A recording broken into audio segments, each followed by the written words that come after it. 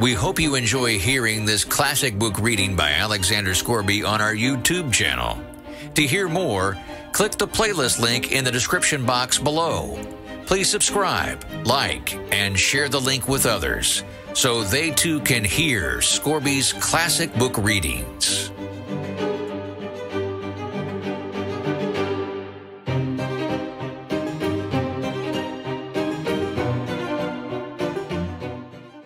And he was turned out of the house. All this happened yesterday evening.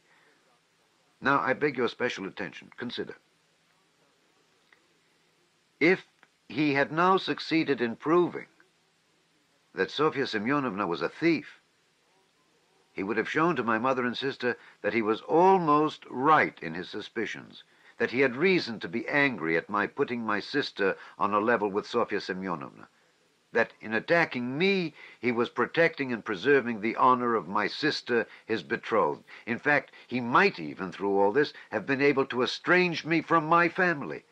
And no doubt, he hoped to be restored to favor with them, to say nothing of revenging himself on me personally, for he has grounds for supposing that the honor and happiness of Sofya Semyonovna are very precious to me.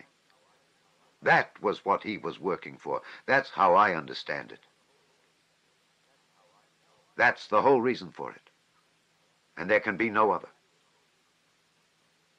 It was like this, or somewhat like this, that Raskolnikov wound up his speech, which was followed very attentively, though often interrupted by exclamations from his audience. But in spite of interruptions, he spoke clearly, calmly, exactly, firmly. His decisive voice, his tone of conviction, and his stern face made a great impression on everyone. Yes, that's it, Lebeziatnikov assented gleefully.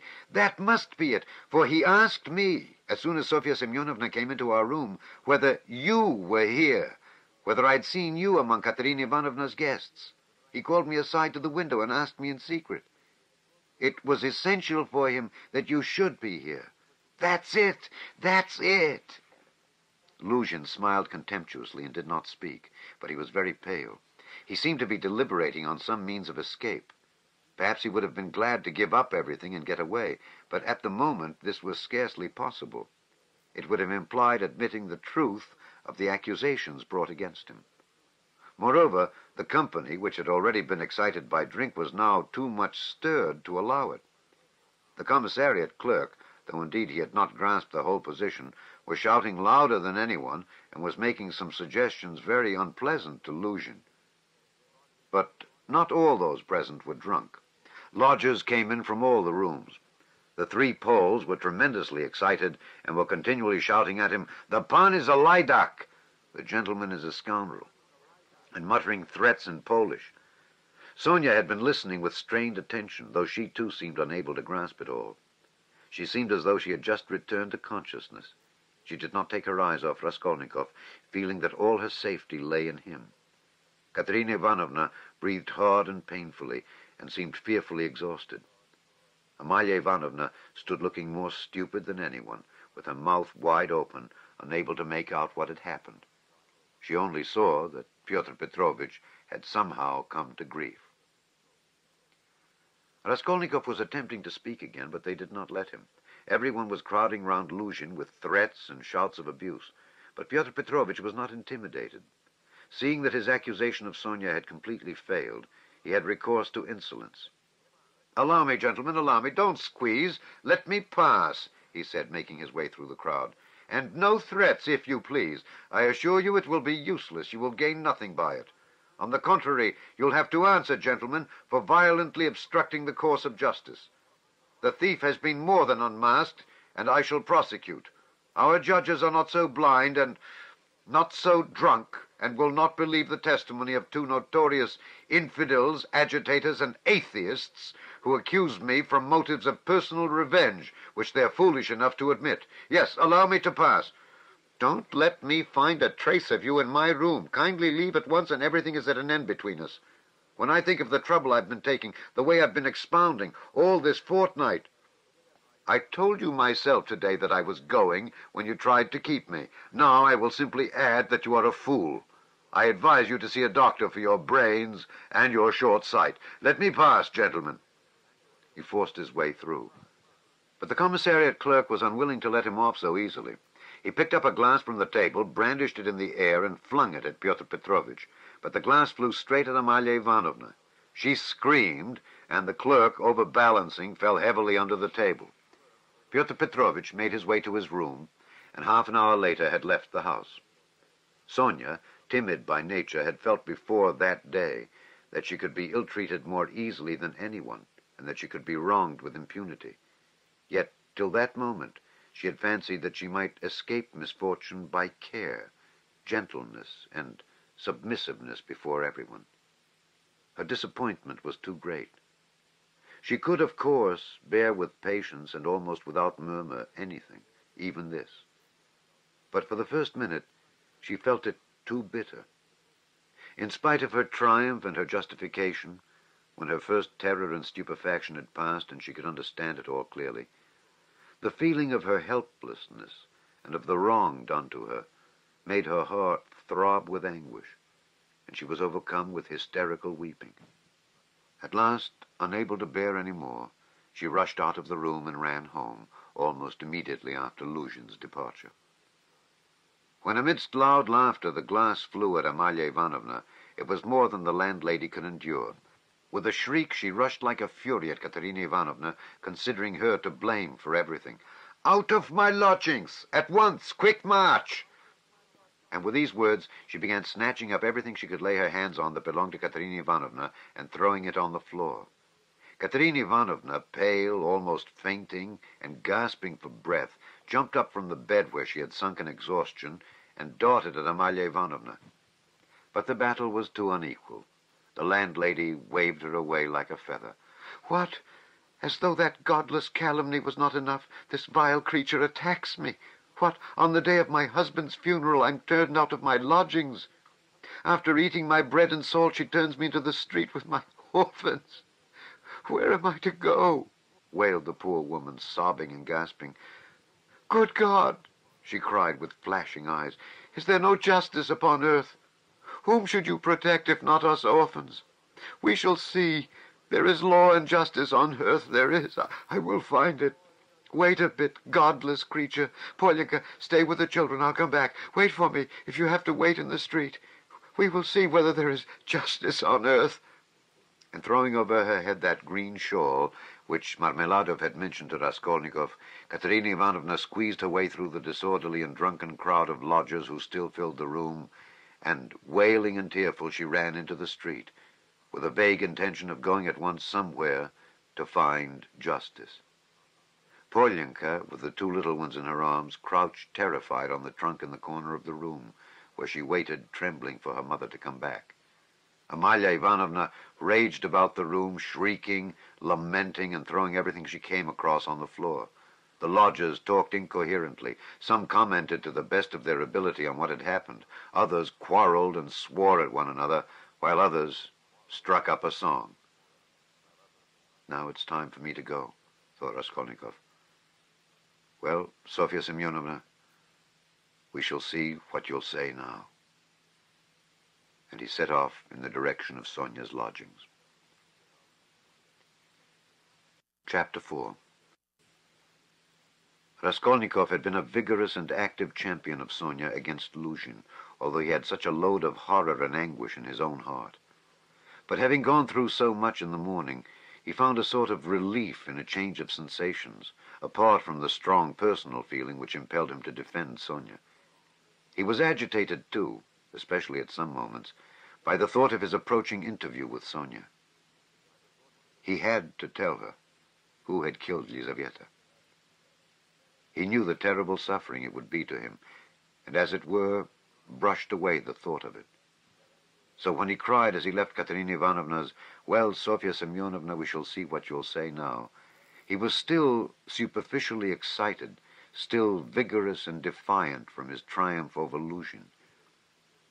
But strange to say, by the time he reached Sonia's lodging, he felt a sudden impotence and fear. He stood still in hesitation at the door, asking himself the strange question, "Must I tell her who killed Lizaveta?"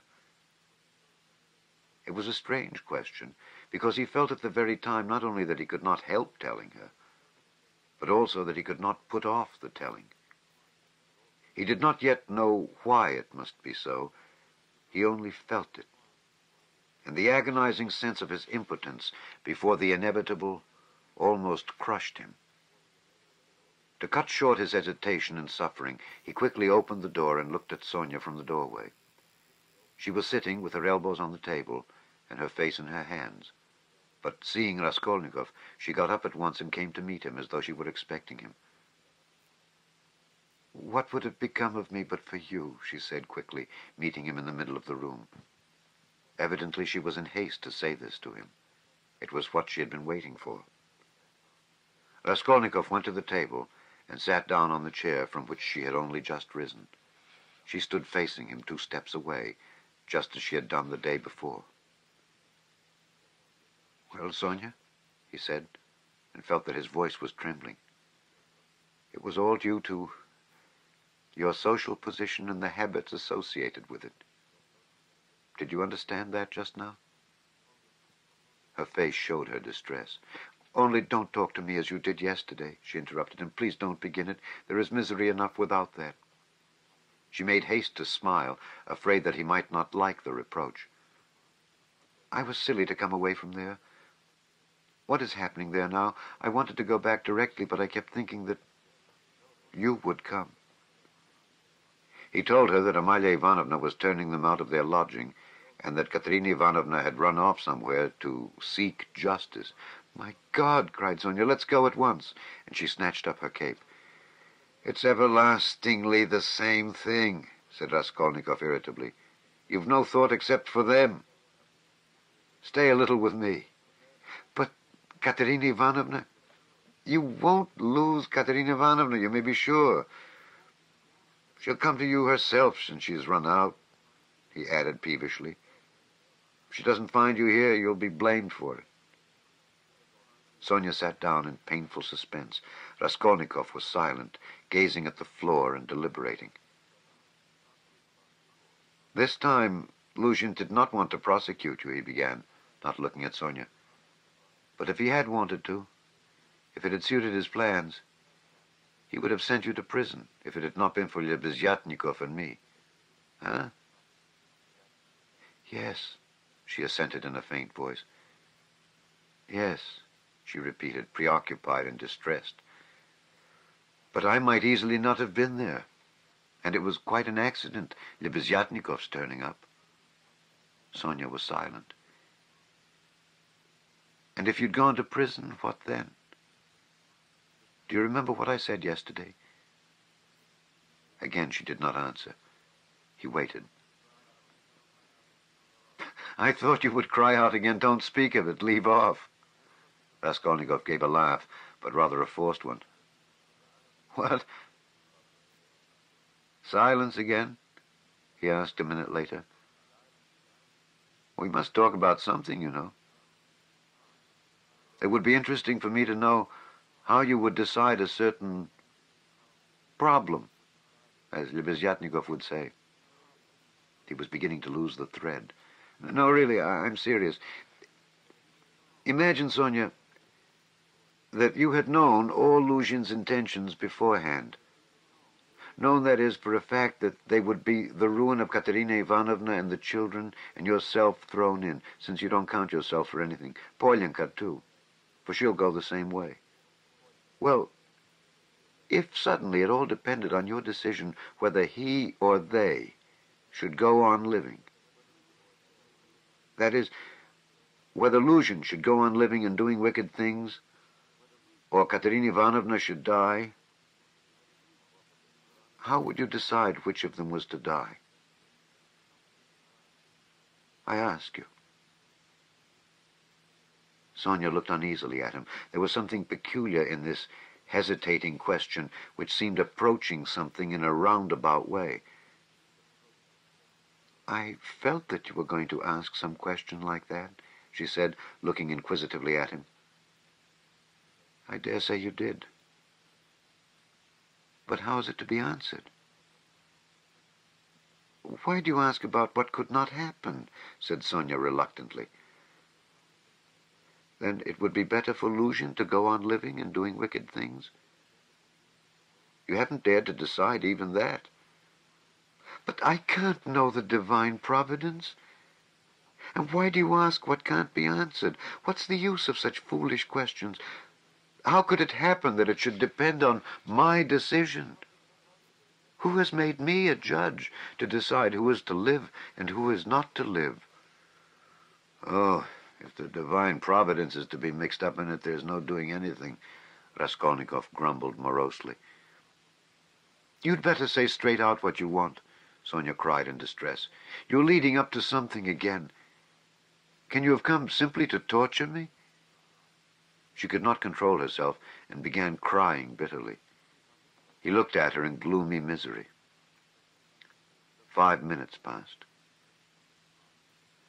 Of course you're right, Sonia, he said softly at last.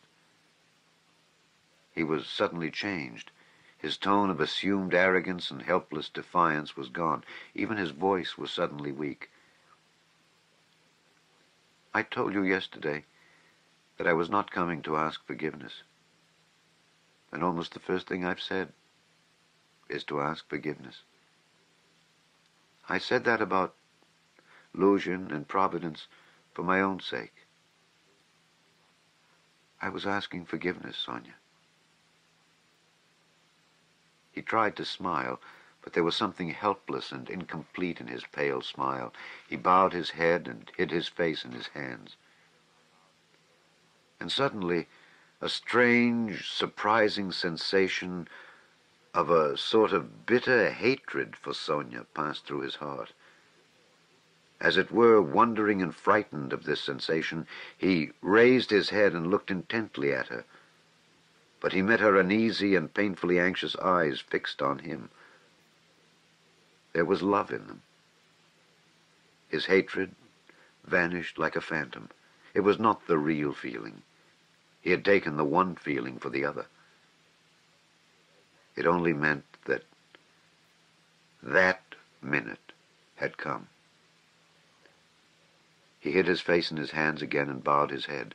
Suddenly he turned pale, got up from his chair, looked at Sonia, and without uttering a word, sat down mechanically on her bed. His sensations that moment were terribly like the moment when he had stood over the old woman with the axe in his hand and felt that he must not lose another minute. "What's the matter?" asked Sonia, dreadfully frightened. He could not utter a word. This was not at all the way he had intended to tell. And he did not understand what was happening to him now. She went up to him softly, sat down on the bed beside him, and waited, not taking her eyes off him. Her heart throbbed and sank. It was unendurable. He turned his deadly pale face to her. His lips worked, helplessly struggling to utter something. A pang of terror passed through Sonia's heart. "What's the matter?" she repeated, drawing a little away from him. "Nothing, Sonia. Don't be frightened. It's nonsense. It really is nonsense. If you think of it," he muttered like a man in delirium.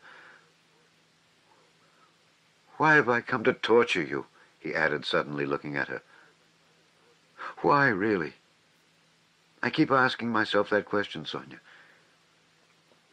He had perhaps been asking himself that question a quarter of an hour before, but now he spoke helplessly, hardly knowing what he said, and feeling a continual tremor all over. "Oh, how you're suffering," she muttered in distress, looking intently at him. "It's all nonsense. Listen, Sonia."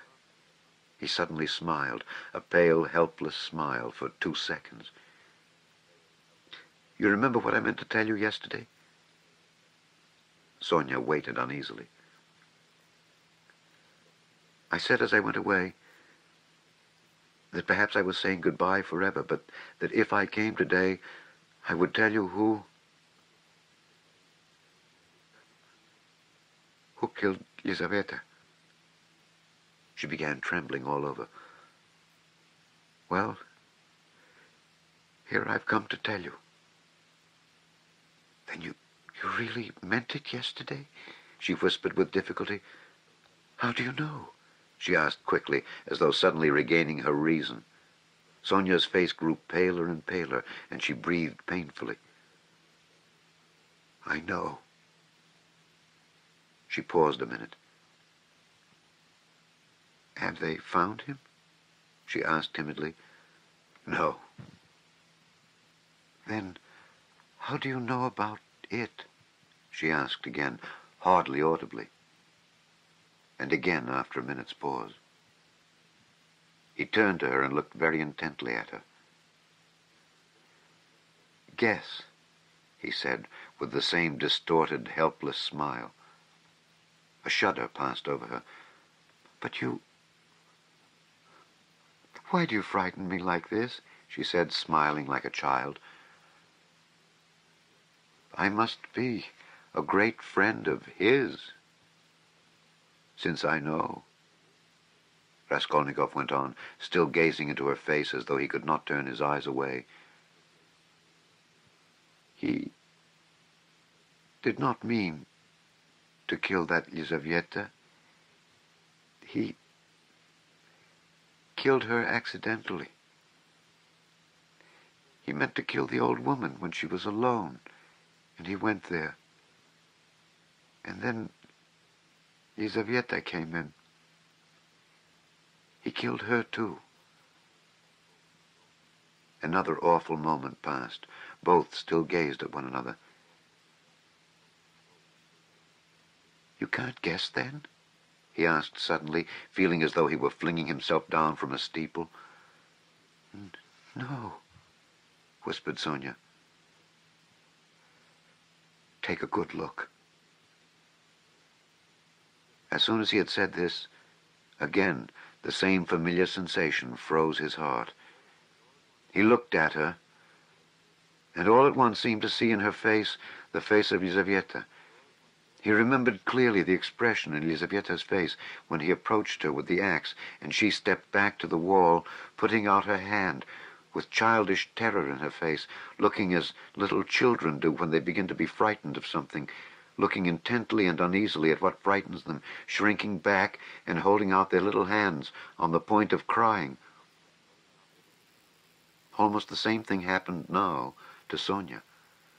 With the same helplessness and the same terror, she looked at him for a while, and suddenly, putting out her left hand, pressed her fingers faintly against his breast, and slowly began to get up from the bed, moving further from him, and keeping her eyes fixed even more immovably on him. Her terror infected him. The same fear showed itself on his face. In the same way, he stared at her, and almost with the same childish smile. Have you guessed? He whispered at last. Good God! Broke in an awful wail from her bosom. Sonia sank helplessly on the bed with her face in the pillows. But a moment later she got up, moved quickly to Raskolnikov, seized both his hands, and gripping them tight in her thin fingers, began looking into his face again with the same intent stare. In this last desperate look, she tried to look into him and catch some last hope. But there was no hope. There was no doubt remaining. It was all true. Later on, indeed, when she recalled that moment, she thought it strange and wondered why she had seen at once that there was no doubt. She could not have said, for instance, that she had foreseen something of the sort. And yet now, as soon as he told her, she suddenly fancied that she had really foreseen this very thing. Stop, Sonia, enough. Don't torture me, he begged her miserably. It was not at all like this he had thought of telling her, but this is how it happened. She jumped up, seeming not to know what she was doing, and wringing her hands, walked into the middle of the room, but quickly went back and sat down again beside him, her shoulder almost touching his. All of a sudden she started, as though she had been stabbed, uttered a cry, and fell on her knees before him. She did not know why. What have you done? What have you done to yourself? she said in despair, and jumping up, she flung herself on his neck, threw her arms round him, and held him tight. Raskolnikov drew back and looked at her with a mournful smile. "You're a strange girl, Sonia. You kissed me and hugged me when I tell you about that. You don't think what you're doing. There is no one in the whole world now so unhappy as you," she cried in a frenzy, not hearing what she said, and she suddenly broke into violent, hysterical weeping. A feeling long unfamiliar to him flooded his heart and softened it at once. He did not struggle against it. 2 tears started into his eyes and hung on his eyelashes. "Then you won't leave me, Sonia?" he said, looking at her almost with hope. "No, no, never, nowhere," cried Sonia. "I will follow you. I will follow you everywhere. Oh, my God, oh, how miserable I am. Why didn't I know you before? Why didn't you come before? Oh, dear. Here I have come. Yes, now, what's to be done now? Together, she repeated, as it were unconsciously, and she hugged him again. "I'll follow you to Siberia." He recoiled at this, and the same hostile, almost haughty smile came to his lips. "Perhaps I don't want to go to Siberia yet, Sonia," he said. Sonia looked at him quickly. Again, after her first passionate, agonizing sympathy for the unhappy man, the terrible idea of the murder overwhelmed her. In his changed tone, she seemed to hear the murderer speaking. She looked at him bewildered. She knew nothing as yet, why, how, with what object it had been. Now all these questions rushed at once into her mind, and again she could not believe it. He is a murderer? Could it be true? "What's the meaning of it? Where am I?" she said in complete bewilderment, as though still unable to recover herself. "How could you, a man like you, how could you bring yourself to it? What does it mean?" "Oh, well, to plunder. Leave off, Sonia," he answered wearily, almost with vexation. Sonia stood as though struck dumb, but suddenly she cried, "You were hungry. It was to help your mother, yes?" No, Sonia, no," he muttered, turning away and hanging his head. "I was not so hungry. I certainly did want to help my mother, but that's not the real thing either. Don't torture me, Sonia." Sonia clasped her hands. Could it all be true? Good God, what a truth! Who could believe it? And how could you give away your last farthing and yet rob and murder? "Ah," she cried suddenly, "that money you gave Katerina Ivanovna, that money, can that money—" "No, Sonia," he broke in hurriedly, "that money was not it. Don't worry yourself. That money my mother sent me, and it came when I was ill, the day I gave it to you. Razumichin saw it. He received it for me. That money was mine, my own." Sonia listened to him in bewilderment and did her utmost to comprehend. "And that money, I don't even know, really, whether there was any money," he added softly, as though reflecting. "I took a purse off her neck made of chamois leather, a purse stuffed full of something, but I didn't look in it. I suppose I hadn't time. And the things, chains and trinkets, I buried under a stone with the purse next morning in a yard off the V Prospect. They're all there now." Sonia strained every nerve to listen. "Then why, you said you did it to rob, but you took nothing?" she asked quickly, catching at a straw. "I don't know. I haven't yet decided whether to take that money or not," he said, musing again. And seeming to wake up with a start, he gave a brief, ironical smile. "Ugh, what silly stuff I'm talking, eh?" The thought flashed through Sonia's mind, wasn't he mad? But she dismissed it at once. No, it was something else. She could make nothing of it, nothing. "Do you know, Sonia," he said suddenly with conviction, "let me tell you.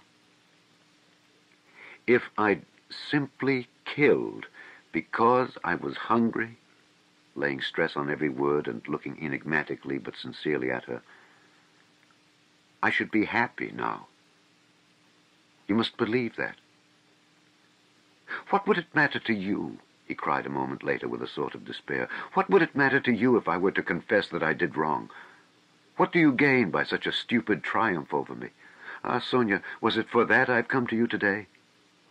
Again Sonia tried to say something, but did not speak. I asked you to go with me yesterday because you are all I have left. Go where? Asked Sonia timidly. Not to steal, and not to murder. Don't be anxious. He smiled bitterly. We're so different. And you know, Sonia, it's only now, only this moment, that I understand where I asked you to go with me yesterday. Yesterday, when I said it, I did not know where. I asked you for one thing. I came to you for one thing. Not to leave me. You won't leave me, Sonia? She squeezed his hand. And why? Why did I tell her? Why did I let her know? He cried a minute later in despair, looking with infinite anguish at her. Here you expect an explanation from me, Sonia. You're sitting and waiting for it, I see that. But what can I tell you? You won't understand and will only suffer misery on my account. Well, you're crying and embracing me again. Why do you do it? Because I couldn't bear my burden and have come to throw it on another? You suffer too, and I shall feel better.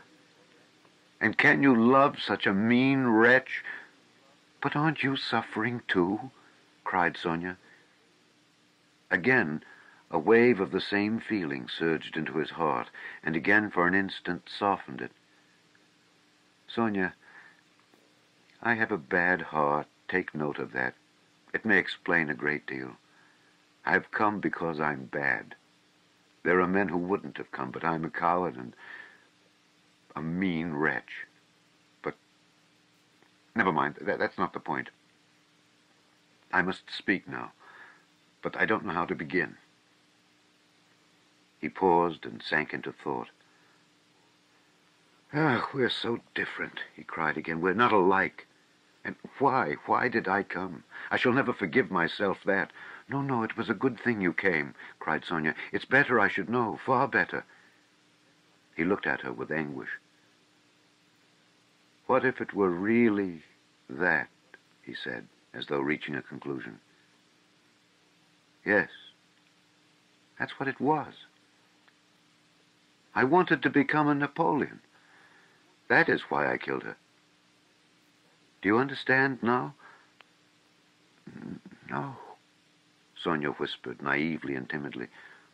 Only speak, speak. I shall understand. I shall understand in myself, she kept begging him. You'll understand? Very well, we shall see. He paused and was for some time lost in meditation. It was like this.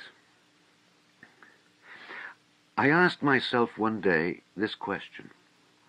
What if Napoleon, for instance, had happened to be in my place, and if he had not had Toulon, nor Egypt, nor the passage of Mont Blanc to begin his career with, but instead of all those picturesque and monumental things, there had simply been some ridiculous old hag, a pawnbroker, who had to be murdered too to get money from her trunk, for his career, you understand.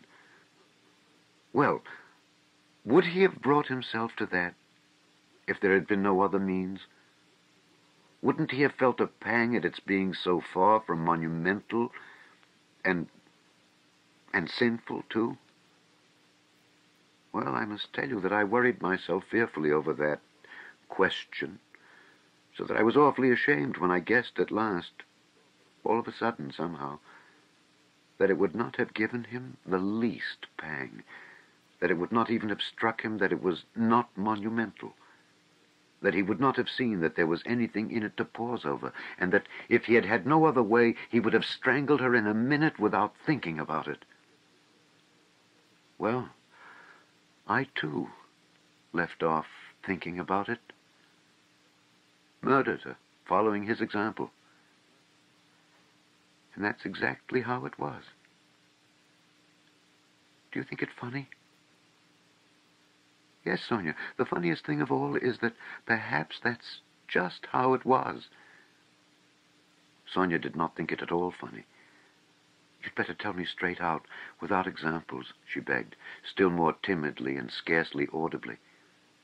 He turned to her, looked sadly at her, and took her hands. You're right again, Sonia. Of course, that's all nonsense. It's almost all talk. You see, you know, of course, that my mother has scarcely anything. My sister happened to have a good education and was condemned to drudge as a governess.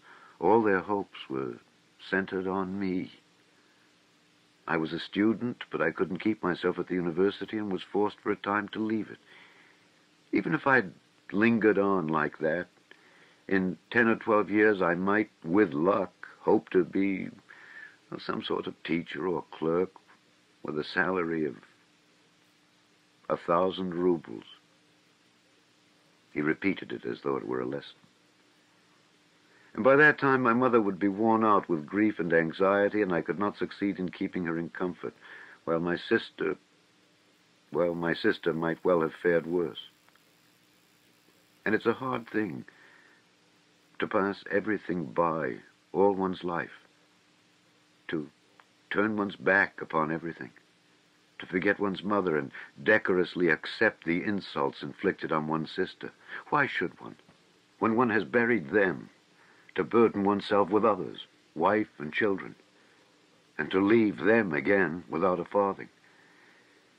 So I resolved to gain possession of the old woman's money, and to use it for my first years without worrying my mother, to keep myself at the university and for a little while after leaving it, and to do this all on a broad, thorough scale, so as to build up a completely new career and enter upon a new life of independence. Well, that's all. Well, of course, in killing the old woman, I did wrong. Well, that's enough. He struggled to the end of his speech in exhaustion and let his head sink. Oh, that's not it. That's not it, Sonia cried in distress. How could one... No, that's not right, not right. You see yourself that it's not right. But I've spoken truly. It's the truth. As though that could be the truth. Good God. I've only killed a louse, Sonia. A useless, loathsome, harmful creature. A human being. A louse.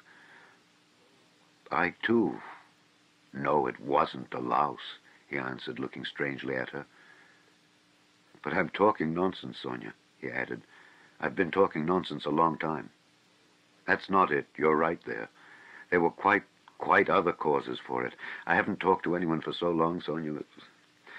My head aches dreadfully now. His eyes shone with feverish brilliance. He was almost delirious. An uneasy smile strayed on his lips. His terrible exhaustion could be seen through his excitement. Sonia saw how he was suffering. She, too, was growing dizzy. And he talked so strangely. It seemed somehow comprehensible, but yet... But how? Good God! And she wrung her hands in despair. No, Sonia, that's not it, he began again suddenly, raising his head, as though a new and sudden train of thought had struck, and as it were, roused him. That's not it. Better imagine... Yes, it's certainly better. Imagine that I'm vain, envious, malicious, base, vindictive, and, well, perhaps with a tendency to insanity. Let's have it all out at once. They've talked of madness already, I noticed. I told you just now I could not keep myself at the university, but do you know that perhaps I might have done? My mother would have sent me what I needed for the fees, and I could have earned enough for clothes, boots, and food, no doubt. Lessons had turned up at half a ruble. Razumichin works. But I turned sulky and wouldn't. Yes, sulkiness, that's the right word for it. I sat in my room like a spider. You've been in my den, you've seen it. And do you know, Sonia, that low ceilings and tiny rooms cramp the soul and the mind? Ah, how I hated that garret. And yet I wouldn't go out of it. I wouldn't on purpose. I didn't go out for days together. And I wouldn't work. I wouldn't even eat. I just lay there doing nothing. If Nastasia brought me anything, I ate it. If she didn't, I went all day without. I wouldn't ask on purpose, from sulkiness. At night I had no light. I lay in the dark, and I wouldn't earn money for candles. I ought to have studied, but I sold my books, and the dust lies an inch thick on the notebooks on my table. I preferred lying still and thinking. And I kept thinking. And I had dreams all the time. Strange dreams of all sorts, no need to describe. Only then I began to fancy that... No, that's not it. Again, I'm telling you wrong. You see, I kept asking myself then, why am I so stupid that if others are stupid, and I know they are, yet I won't be wiser? Then I saw, Sonia, that if one waits for everyone to get wiser, it will take too long. Afterwards, I understood that that would never come to pass, that men won't change, and that nobody can alter it, and that it's not worth wasting effort over it. Yes, that's so. That's the law of their nature, Sonia. That's so. And I know now, Sonia, that whoever is strong in mind and spirit will have power over them. Anyone who is greatly daring is right in their eyes. He who despises most things will be a lawgiver among them, and he who dares most of all will be most in the right. So it has been till now, and so it will always be. A man must be blind not to see it.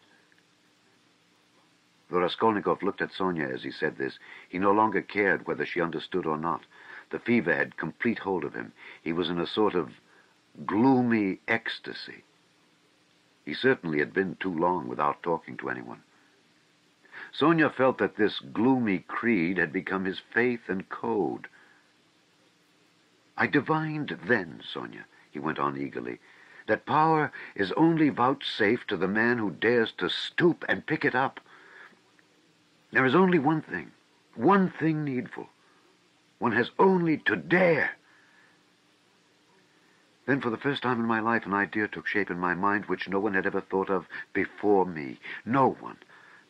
I saw clear as daylight how strange it is that not a single person living in this mad world has had the daring to go straight for it all and send it flying to the devil. I wanted to have the daring, and I killed her. I only wanted to have the daring, Sonia. That was the whole cause of it. Oh, hush, hush, cried Sonia, clasping her hands. You turned away from God, and God has smitten you, has given you over to the devil.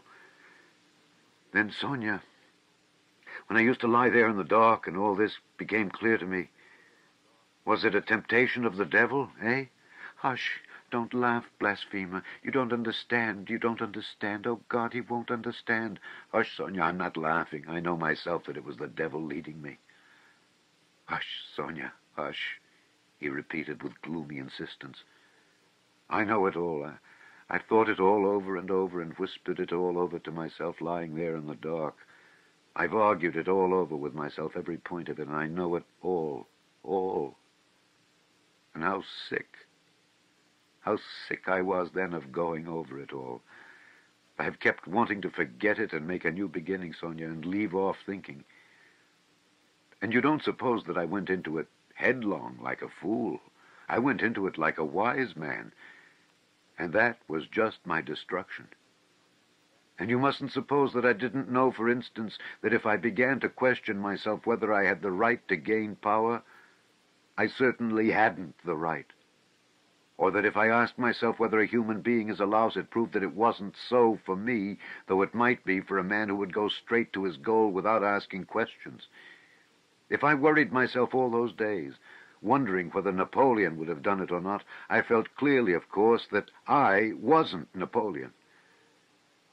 I had to endure all the agony of that battle of ideas, Sonia, and I longed to throw it off. I wanted to murder without casuistry. To murder for my own sake, for myself alone. I didn't want to lie about it, even to myself. It wasn't to help my mother I did the murder. That's nonsense. I didn't do the murder to gain wealth and power and to become a benefactor of mankind. Nonsense. I simply did it. I did the murder for myself alone. And whether I became a benefactor to others or spent my life like a spider catching men in my web and sucking the life out of men, I couldn't have cared at that moment. It was not the money I wanted, Sonia, when I did it. It was not so much the money I wanted, but something else. I know it all now. Understand me. Perhaps I should never have committed a murder again. I wanted to find out something else. It was something else led me on. I wanted to find out then, and quickly, whether I was a louse like everybody else or a man. Whether I can step over barriers or not. Whether I dare stoop to pick up or not. Whether I'm a trembling creature or whether I have the right to kill. Have the right to kill? Sonia clasped her hands.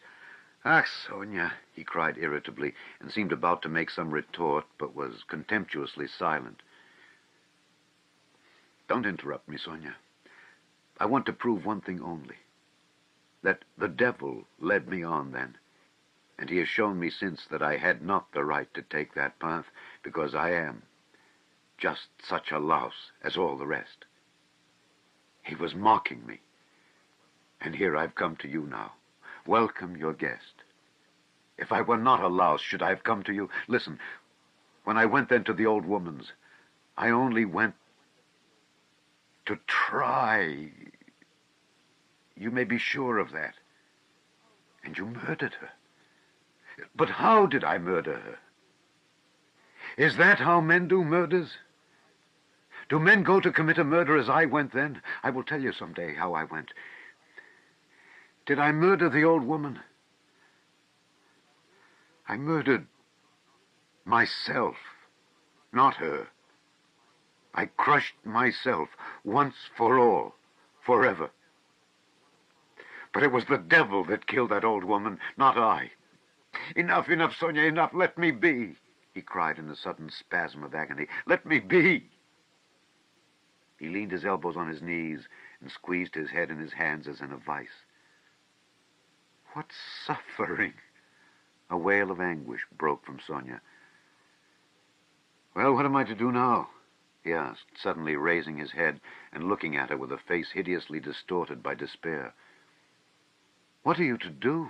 She cried, jumping up, and her eyes that had been full of tears suddenly began to shine. Stand up. She seized him by the shoulder. He got up, looking at her almost bewildered. Go at once, this very minute. Stand at the crossroads. Bow down. First kiss the earth which you have defiled, and then bow down to all the world and say to all men aloud, I am a murderer. Then God will send you life again. Will you go? Will you go? She asked him, trembling all over, snatching his two hands, squeezing them tight in hers, and gazing at him with eyes full of fire. He was amazed at her sudden ecstasy. You mean Siberia, Sonia? I must give myself up? He asked gloomily.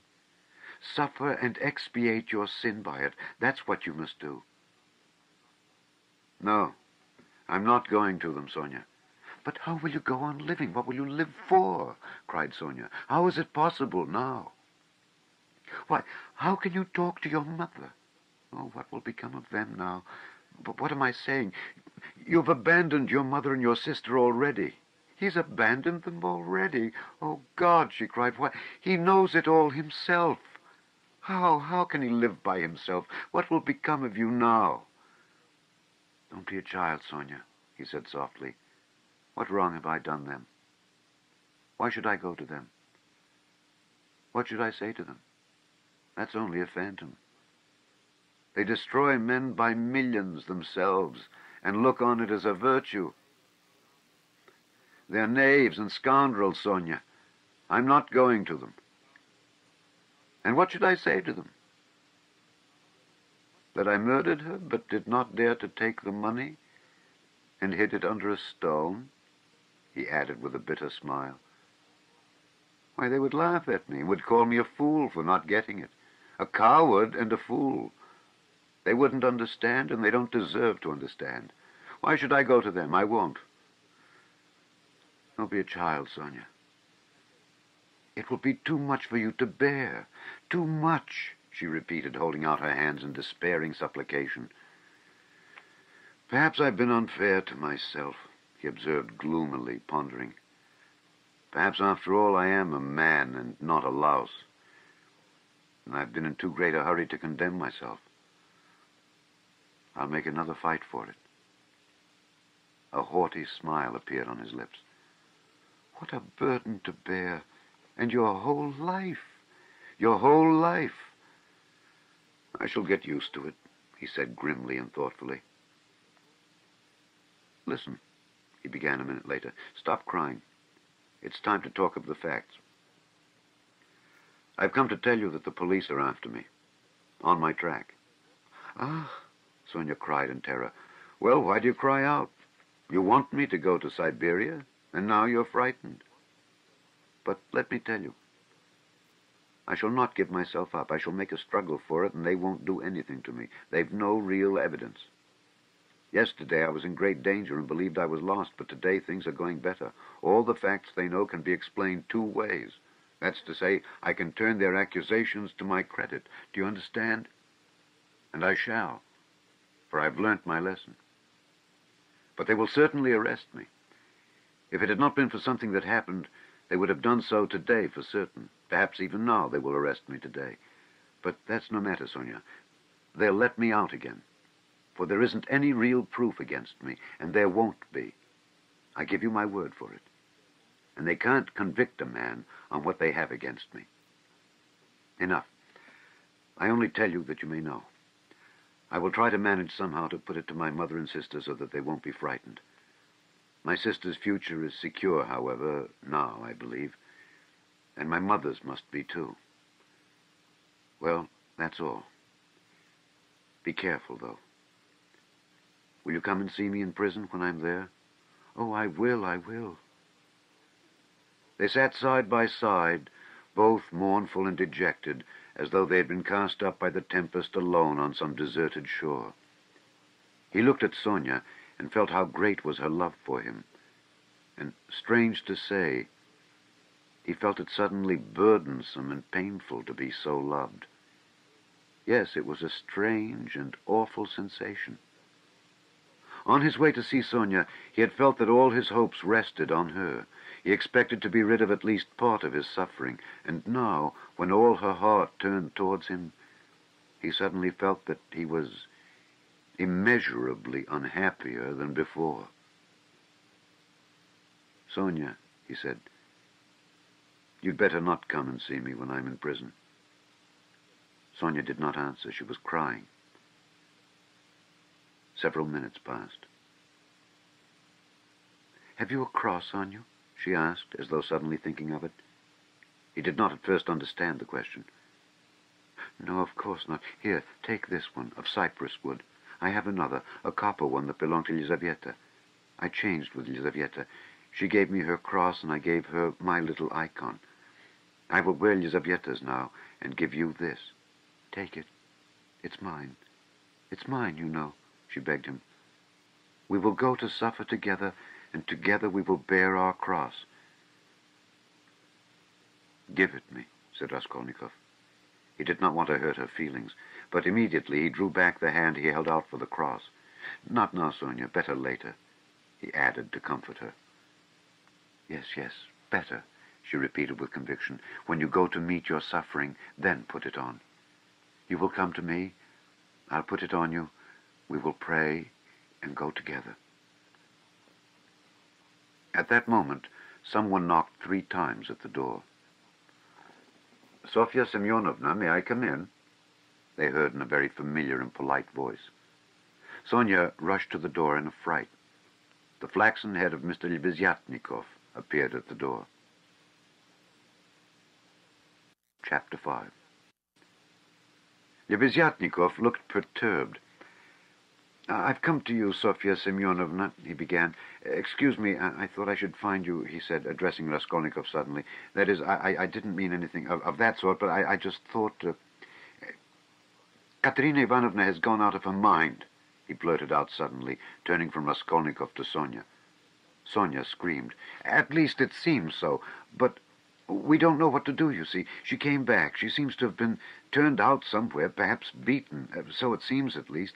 She had run to your father's former chief. She didn't find him at home. He was dining at some other general's.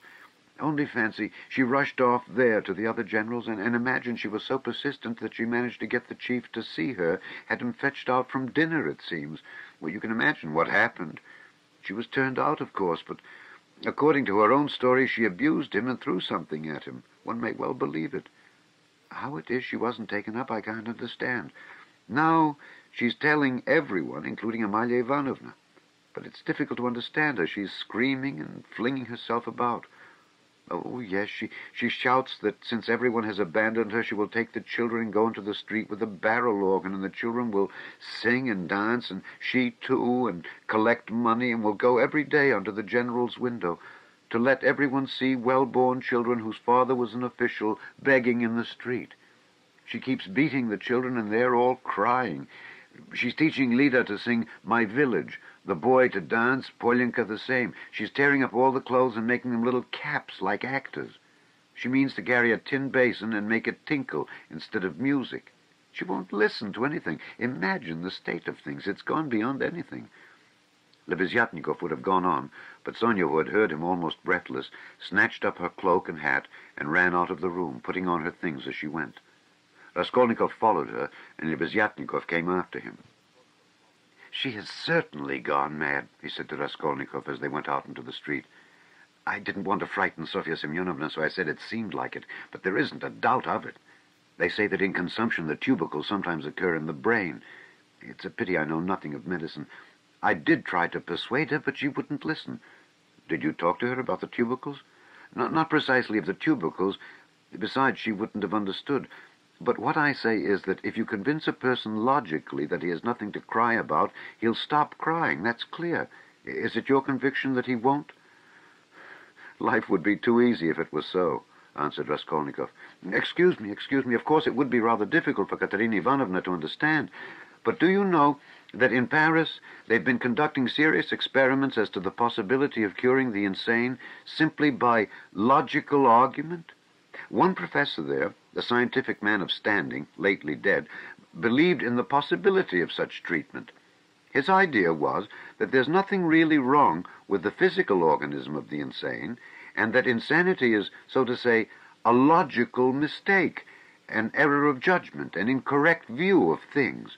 He gradually showed the madman his error, and would you believe it, they say he was successful.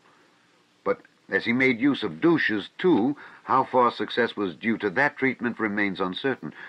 So it seems, at least. Raskolnikov had long ceased to listen. Reaching the house where he lived, he nodded to Lebeziatnikov and went in at the gate. Lebeziatnikov woke up with a start, looked about him, and hurried on. Raskolnikov went into his little room and stood still in the middle of it. Why had he come back here? He looked at the yellow and tattered paper, at the dust, at his sofa. From the yard came a loud, continuous knocking. Someone seemed to be hammering. He went to the window, rose on tiptoe, and looked out into the yard for a long time, with an air of absorbed attention. But the yard was empty, and he could not see who was hammering. In the house on the left he saw some open windows. On the window sills were pots of sickly-looking geraniums. Linen was hung out of the windows. He knew it all by heart. He turned away and sat down on the sofa. Never had he felt himself so fearfully alone. Yes, he felt once more that he would perhaps come to hate Sonia now that he had made her more miserable. Why had he gone to her to beg for her tears? What need had he to poison her life? Oh, the meanness of it. "I will remain alone," he said resolutely, and she shall not come to the prison. 5 minutes later, he raised his head with a strange smile. That was a strange thought. Perhaps it really would be better in Siberia, he thought suddenly. He could not have said how long he sat there with vague thoughts surging through his mind. All at once the door opened and Dunya came in.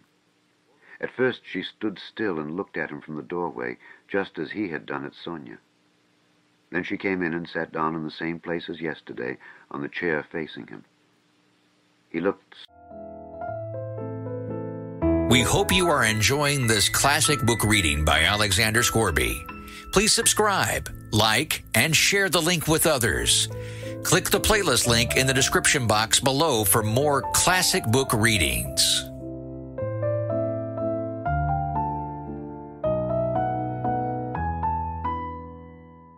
Silently and almost vacantly at her. "Don't be angry, brother. I've only come for 1 minute," said Dunya. Her face looked thoughtful but not stern. Her eyes were bright and soft. He saw that she too had come to him with love. "Brother, now I know all. All. Dmitri Prokofitch has explained and told me everything. They're worrying and persecuting you through a stupid and contemptible suspicion. Dmitri Prokofitch told me that there is no danger and that you are wrong in looking upon it with such horror.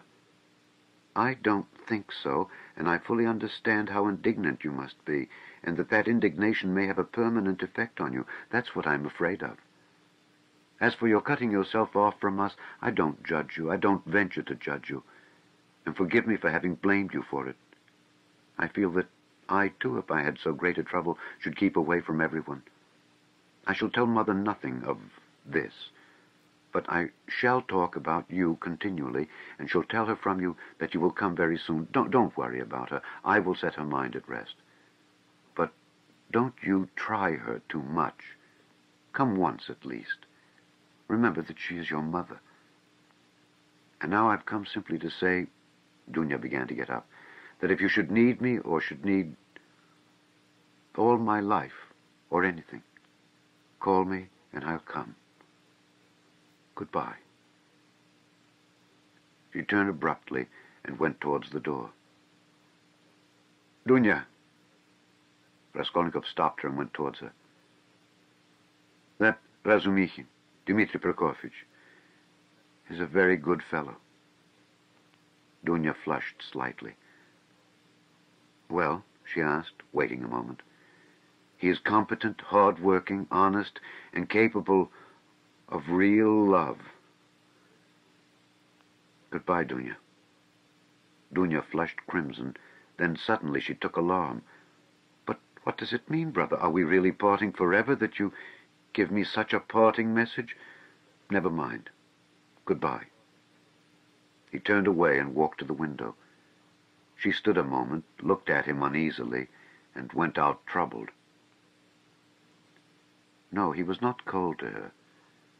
There was an instant, the very last one, when he had longed to take her in his arms and say goodbye to her, and even to tell her. But he had not dared even to touch her hand. Afterwards she may shudder when she remembers that I embraced her, and will feel that I stole her kiss. And would she stand that test? He went on a few minutes later to himself. No, she wouldn't. Girls like that can't stand things. They never do. And he thought of Sonia. There was a breath of fresh air from the window. The daylight was fading. He took up his cap and went out. He could not, of course, and would not consider how ill he was, but all this continual anxiety and agony of mind could not but affect him. And if he were not lying in high fever, it was perhaps just because this continual inner strain helped to keep him on his legs and in possession of his faculties. But this artificial excitement could not last long. He wandered aimlessly. The sun was setting. A special form of misery had begun to oppress him of late. There was nothing poignant, nothing acute about it, but there was a feeling of permanence, of eternity about it. It brought a foretaste of hopeless years of this cold, leaden misery, a foretaste of an eternity on a square yard of space. Towards evening, this sensation usually began to weigh on him more heavily. With this idiotic, purely physical weakness, depending on the sunset or something, one can't help doing something stupid. You'll go to Dunya as well as to Sonia, he muttered bitterly. He heard his name called. He looked round. Lebeziatnikov rushed up to him. "Only fancy, I've been to your room looking for you. Only fancy, she's carried out her plan and taken away the children. Sofya Semyonovna and I have had a job to find them. She's rapping on a frying pan and making the children dance. The children are crying. They keep stopping at the crossroads and in front of shops. There's a crowd of fools running after them. Come along." "And Sonia?" Raskolnikov asked anxiously, hurrying after Lebeziatnikov. "Simply frantic. That is, it's not Sofya Semyonovna's frantic, but Katerina Ivanovna, though Sofya Semyonovna's frantic too. But Katerina Ivanovna is absolutely frantic. I tell you, she's quite mad. They'll be taken to the police. You can fancy what an effect that will have. They're on the canal bank near the bridge now, not far from Sofya Semyonovna's, quite close." On the canal bank near the bridge, and not 2 houses away from the one where Sonia lodged, there was a crowd of people, consisting principally of gutter children. The hoarse, broken voice of Katerina Ivanovna could be heard from the bridge, and it certainly was a strange spectacle likely to attract a street crowd.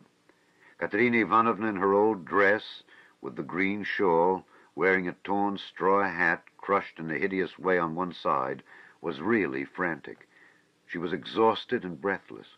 Her wasted, consumptive face looked more suffering than ever, and indeed out of doors in the sunshine a consumptive always looks worse than at home. But her excitement did not flag, and every moment her irritation grew more intense. She rushed at the children, shouted at them, coaxed them, told them before the crowd how to dance and what to sing, began explaining to them why it was necessary, and, driven to desperation by their not understanding, beat them. Then she would make a rush at the crowd. If she noticed any decently dressed person stopping to look, she immediately appealed to him to see what these children, from a genteel, one may say aristocratic house, had been brought to. If she heard laughter or jeering in the crowd, she would rush at once at the scoffers and begin squabbling with them. Some people laughed, others shook their heads, but everyone felt curious at the sight of the madwoman with the frightened children. The frying pan of which Lebeziatnikov had spoken was not there, at least Raskolnikov did not see it. But instead of rapping on the pan, Katerina Ivanovna began clapping her wasted hands when she made Lida and Kolya dance and Polyanka sing. She too joined in the singing, but broke down at the second note with a fearful cough, which made her curse in despair and even shed tears. What made her most furious was the weeping and terror of Kolya and Lida. Some effort had been made to dress the children up as street singers are dressed. The boy had on a turban made of something red and white to look like a Turk. There had been no costume for Lida.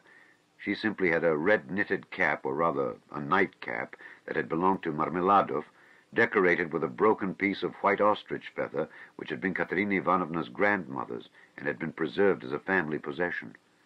Polyanka was in her everyday dress. She looked in timid perplexity at her mother, and kept at her side, hiding her tears. She dimly realized her mother's condition, and looked uneasily about her. She was terribly frightened of the street and the crowd.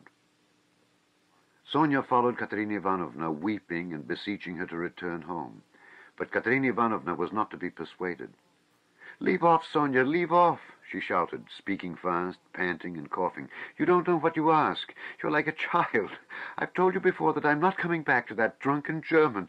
Let everyone, let all Petersburg, see the children begging in the streets, though their father was an honorable man who served all his life in truth and fidelity, and one may say died in the service." Katerina Ivanovna had by now invented this fantastic story, and thoroughly believed it. "Let that wretch of a general see it. And you're silly, Sonia. What have we to eat? Tell me that. We've worried you enough. I won't go on so." "Ah, Rodion Romanovich, is that you?" she cried, seeing Raskolnikov and rushing up to him. "Explain to this silly girl, please, that nothing better could be done. Even organ grinders earn their living, and everyone will see at once that we're different, that we're an honorable and bereaved family reduced to beggary. And that general will lose his post, you'll see. We shall perform under his windows every day, and if the Tsar drives by, I'll fall on my knees, put the children before me, show them to him, and say, 'Defend us, Father.' He's the father of the fatherless. He's merciful. He'll protect us. You'll see. And that wretch of a general. Lida, tenez-vous droite. Kolya, you'll dance again. Why are you whimpering? Whimpering again? What are you afraid of, stupid? Goodness, what am I to do with them, Rodion Romanovich? If you only knew how stupid they are. What's one to do with such children?" And she, almost crying herself, which did not stop her uninterrupted, rapid flow of talk, pointed to the crying children. Raskolnikov tried to persuade her to go home, and even said, hoping to work on her vanity, that it was unseemly for her to be wandering about the streets like an organ grinder, as she was intending to become the principal of a boarding school. "A boarding school! A castle in the air!" cried Katerina Ivanovna, her laugh ending in a cough. "No, Rodion Romanovich, that dream is over. All have forsaken us. And that general... Do you know, Rodion Romanovich, I threw an ink pot at him. It happened to be standing in the waiting room by the paper where you sign your name. I wrote my name, threw it at him, and ran away. Oh, the scoundrels, the scoundrels.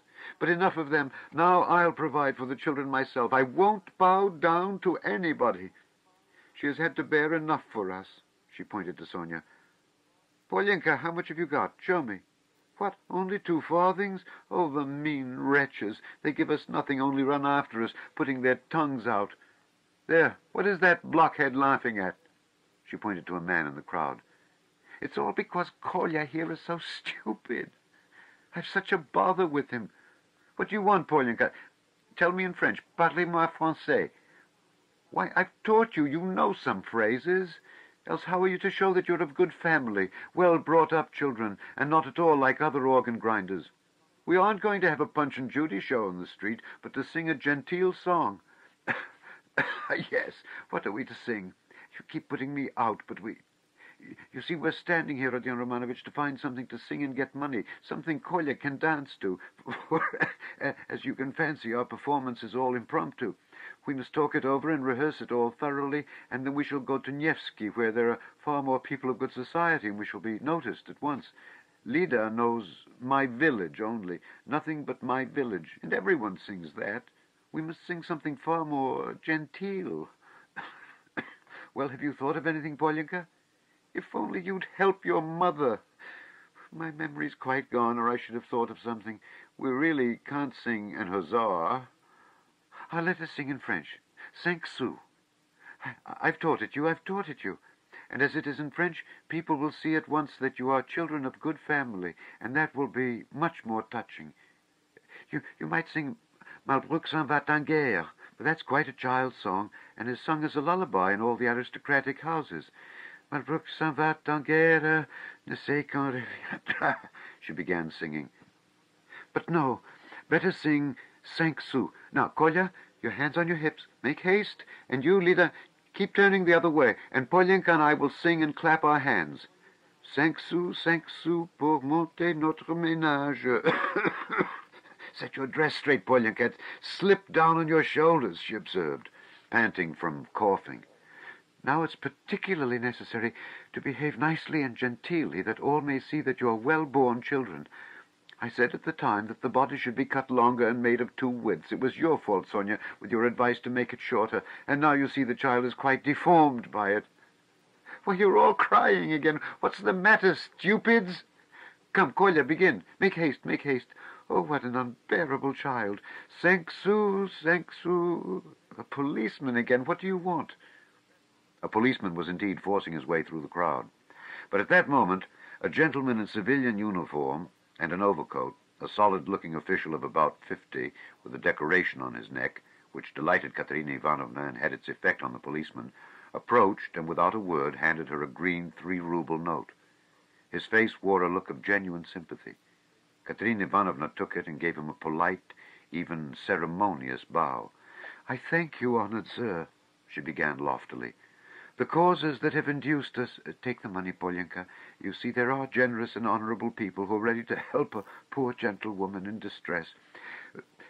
You see, honored sir, these orphans of good family, I might even say of aristocratic connections, and that wretch of a general sat eating grouse and stamped at my disturbing him.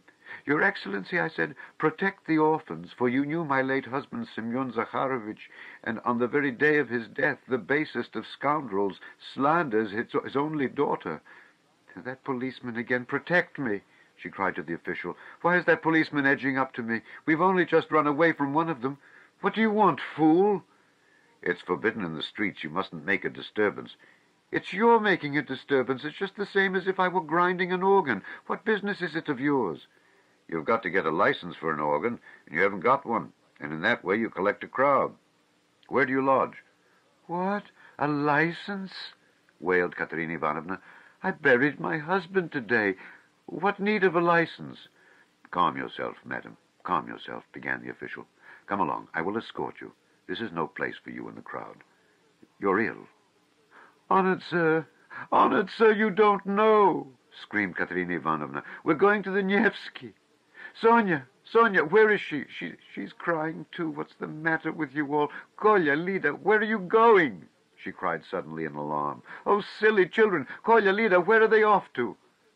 Kolya and Lida, scared out of their wits by the crowd and their mother's mad pranks, suddenly seized each other by the hand and ran off at the sight of the policeman who wanted to take them away somewhere. Weeping and wailing, poor Katerina Ivanovna ran after them.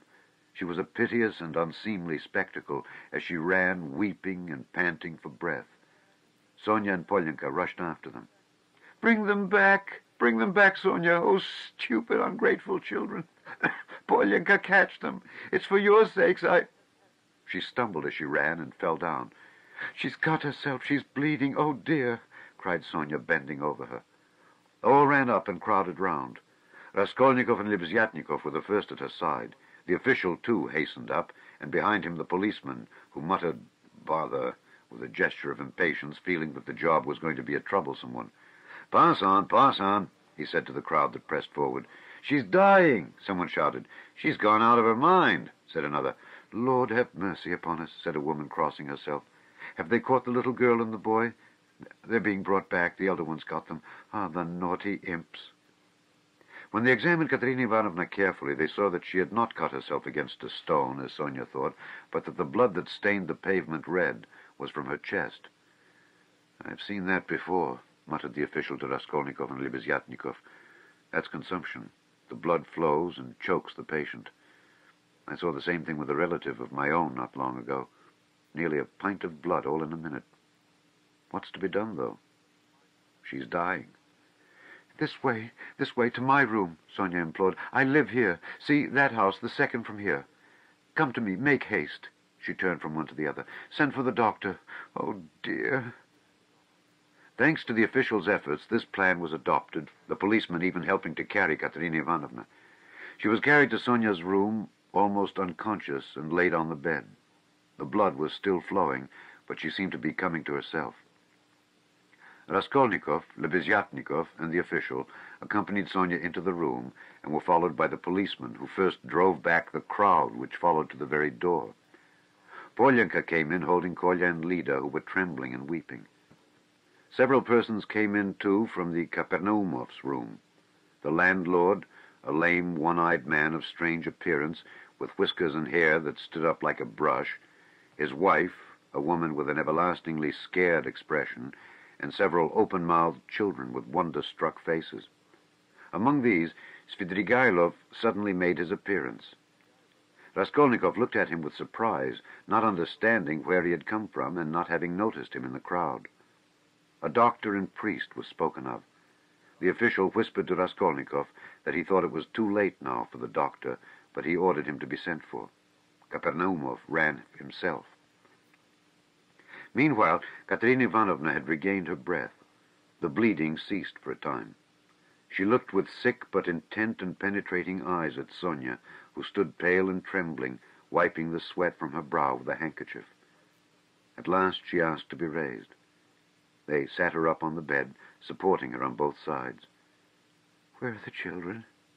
she said in a faint voice. "You've brought them, Polyenka? Oh, the sillies.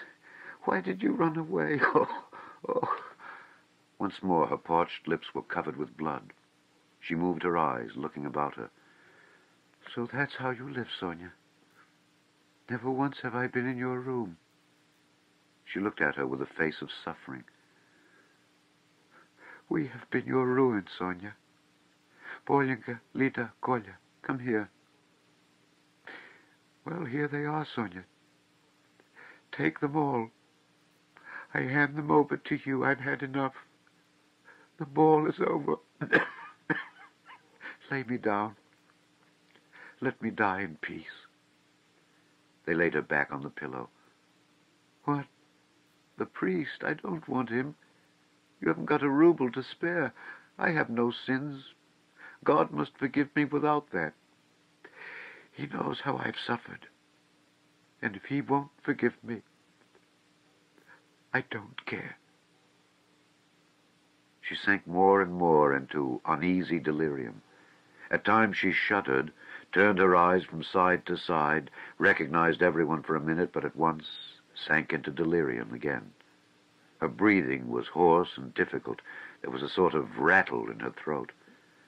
"I said to him, 'Your Excellency,'" she ejaculated, gasping after each word, "that Amalia Ludwigovna, Lida, Kolya, hands on your hips, make haste, glisse, pas de basque, tap with your heels, be a graceful child, du hast Diamanten und Perlen." What next? That's the thing to sing. "Du hast die schönsten Augen, Mädchen, was willst du mehr?" What an idea, was willst du mehr? What things the fool invents, yes. "In the heat of midday in the vale of Dagestan." How I loved it. I loved that song to distraction, Polyenka. Your father, you know, used to sing it when we were engaged. Oh, those days. Oh, that's the thing for us to sing. How does it go? I've forgotten. Remind me. How was it? She was violently excited and tried to sit up. At last, in a horribly hoarse, broken voice, she began, shrieking and gasping at every word, with a look of growing terror. "In the heat of midday, in the vale of Dagestan, with lead in my breast. Your Excellency," she wailed suddenly with a heart-rending scream and a flood of tears, "protect the orphans. You have been their father's guest. One may say aristocratic." She started, regaining consciousness, and gazed at all with a sort of terror, but at once recognized Sonia. "Sonia? Sonia," she articulated softly and caressingly, as though surprised to find her there. "Sonia, darling, are you here too?" They lifted her up again. "Enough. It's over. Farewell, poor thing. I'm done for. I'm broken," she cried with vindictive despair, and her head fell heavily back on the pillow. She sank into unconsciousness again, but this time it did not last long. Her pale, yellow, wasted face dropped back, her mouth fell open, her leg moved convulsively. She gave a deep sigh and died. Sonia fell upon her, flung her arms about her, and remained motionless, with her head pressed to the dead woman's wasted bosom. Polyenka threw herself at her mother's feet, kissing them and weeping violently. The Kolya and Lida did not understand what had happened. They had a feeling that it was something terrible. They put their hands on each other's little shoulders, stared straight at one another, and both at once opened their mouths and began screaming. They were both still in their fancy dress, one in a turban, the other in the cap with the ostrich feather. And how did the certificate of merit come to be on the bed beside Katerina Ivanovna? It lay there by the pillow. Raskolnikov saw it. He walked away to the window. Lebeziatnikov skipped up to him. "She is dead," he said. "Rodion Romanovich, I must have 2 words with you," said Svidrigailov, coming up to them. Lebeziatnikov at once made room for him and delicately withdrew. Svidrigailov drew Raskolnikov further away. "I will undertake all the arrangements, the funeral and that. You know it's a question of money, and as I told you, I have plenty to spare. I will put those 2 little ones and Polyanka into some good orphan asylum, and I will settle 1,500 rubles to be paid to each on coming of age, so that Sofya Semyonovna need have no anxiety about them. And I will pull her out of the mud, too. For she is a good girl, isn't she? So tell Avdotya Romanovna that is how I am spending her 10,000. "What is your motive for such benevolence?" asked Raskolnikov. "You skeptical person," laughed Svidrigailov. "I told you I had no need of that money. Won't you admit that it's simply done from humanity? She wasn't a louse, you know." He pointed to the corner where the dead woman lay. "Was she? Like some old pawnbroker woman? Come, you'll agree. Is Luzhin to go on living and doing wicked things, or is she to die? And if I didn't help them, Polyanka would go the same way." He said this with an air of a sort of gay, winking slyness, keeping his eyes fixed on Raskolnikov, who turned white and cold, hearing his own phrases spoken to Sonia. He quickly stepped back and looked wildly at Svidrigailov. "How do you know?" he whispered, hardly able to breathe. "Why, I lodge here at Madame Reslick's, the other side of the wall.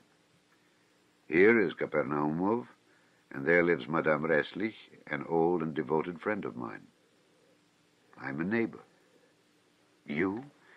"Yes," continued Svidrigailov, shaking with laughter. "I assure you on my honor, dear Rodion Romanovich, that you've interested me enormously. I told you we should become friends. I foretold it. Well, here we have. And you will see what an accommodating person I am. You'll see that you can get on with me." Part 6. Chapter 1. A strange period began for Raskolnikov. It was as though a fog had fallen upon him and wrapped him in a dreary solitude from which there was no escape. Recalling that period long after, he believed that his mind had been clouded at times and that it had continued so, with intervals, till the final catastrophe. He was convinced that he had been mistaken about many things at that time, for instance, as to the date of certain events. Anyway, when he tried later on to piece his recollections together, he learned a great deal about himself from what other people told him. He had mixed up incidents and had explained events as due to circumstances which existed only in his imagination. At times he was a prey to agonies of morbid uneasiness, amounting sometimes to panic. But he remembered, too, moments, hours, perhaps whole days of complete apathy, which came upon him as a reaction from his previous terror, and might be compared with the abnormal insensibility sometimes seen in the dying. He seemed to be trying, in that latter stage, to escape from a full and clear understanding of his position. Certain essential facts, which required immediate consideration, were particularly irksome to him. How glad he would have been to be free from such cares, the neglect of which would have threatened him with complete, inevitable ruin. He was particularly worried about Svidrigailov. He might be said to be permanently thinking of Svidrigailov. From the time of Svidrigailov's 2 menacing and unmistakable words in Sonia's room at the moment of Katerina Ivanovna's death, the normal working of his mind seemed to break down. But although this new fact caused him extreme uneasiness, Raskolnikov was in no hurry for an explanation of it. At times, finding himself in a solitary and remote part of the town, in some wretched eating house, sitting alone, lost in thought, hardly knowing how he had come there, he suddenly thought of Svidrigailov. He recognized suddenly, clearly, and with dismay, that he ought at once to come to an understanding with that man and to make what terms he could. Walking outside the city gates one day, he positively fancied that they had fixed a meeting there, that he was waiting for Svidrigailov. Another time, he woke up before daybreak, lying on the ground under some bushes, and could not at first understand how he had come there. But during the 2 or 3 days after Katerina Ivanovna's death, he had 2 or 3 times met Svidrigailov at Sonia's lodging, where he had gone aimlessly for a moment. They exchanged a few words, and made no reference to the vital subject, as though they were tacitly agreed not to speak of it for a time. Katerina Ivanovna's body was still lying in the coffin. Svidrigailov was busy making arrangements for the funeral. Sonia, too, was very busy. At their last meeting, Svidrigailov informed Raskolnikov that he had made an arrangement, and a very satisfactory one, for Katerina Ivanovna's children, that he had, through certain connections, succeeded in getting hold of certain personages, by whose help the 3 orphans could be at once placed in very suitable institutions, that the money he had settled on them had been of great assistance, as it is much easier to place orphans with some property than destitute ones.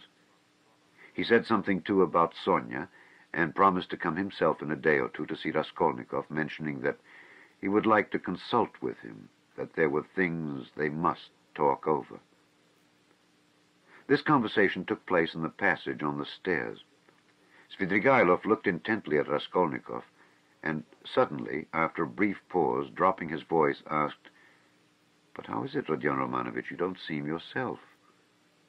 You look and you listen, but you don't seem to understand." "Cheer up. We'll talk things over. I'm only sorry I've so much to do of my own business and other people's. Ah, Rodion Romanovich," he added suddenly, "what all men need is fresh air, more than anything." He moved to one side to make way for the priest and server who were coming up the stairs. They had come for the requiem service. By Svidrigailov's orders, it was sung twice a day, punctually. Svidrigailov went his way. Raskolnikov stood still a moment, thought, and followed the priest into Sonia's room.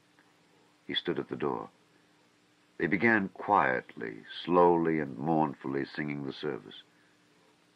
From his childhood, the thought of death and the presence of death had something oppressive and mysteriously awful, and it was long since he had heard the requiem service. And there was something else here as well, too awful and disturbing. He looked at the children. They were all kneeling by the coffin. Polyanka was weeping. Behind them, Sonia prayed, softly and, as it were, timidly weeping.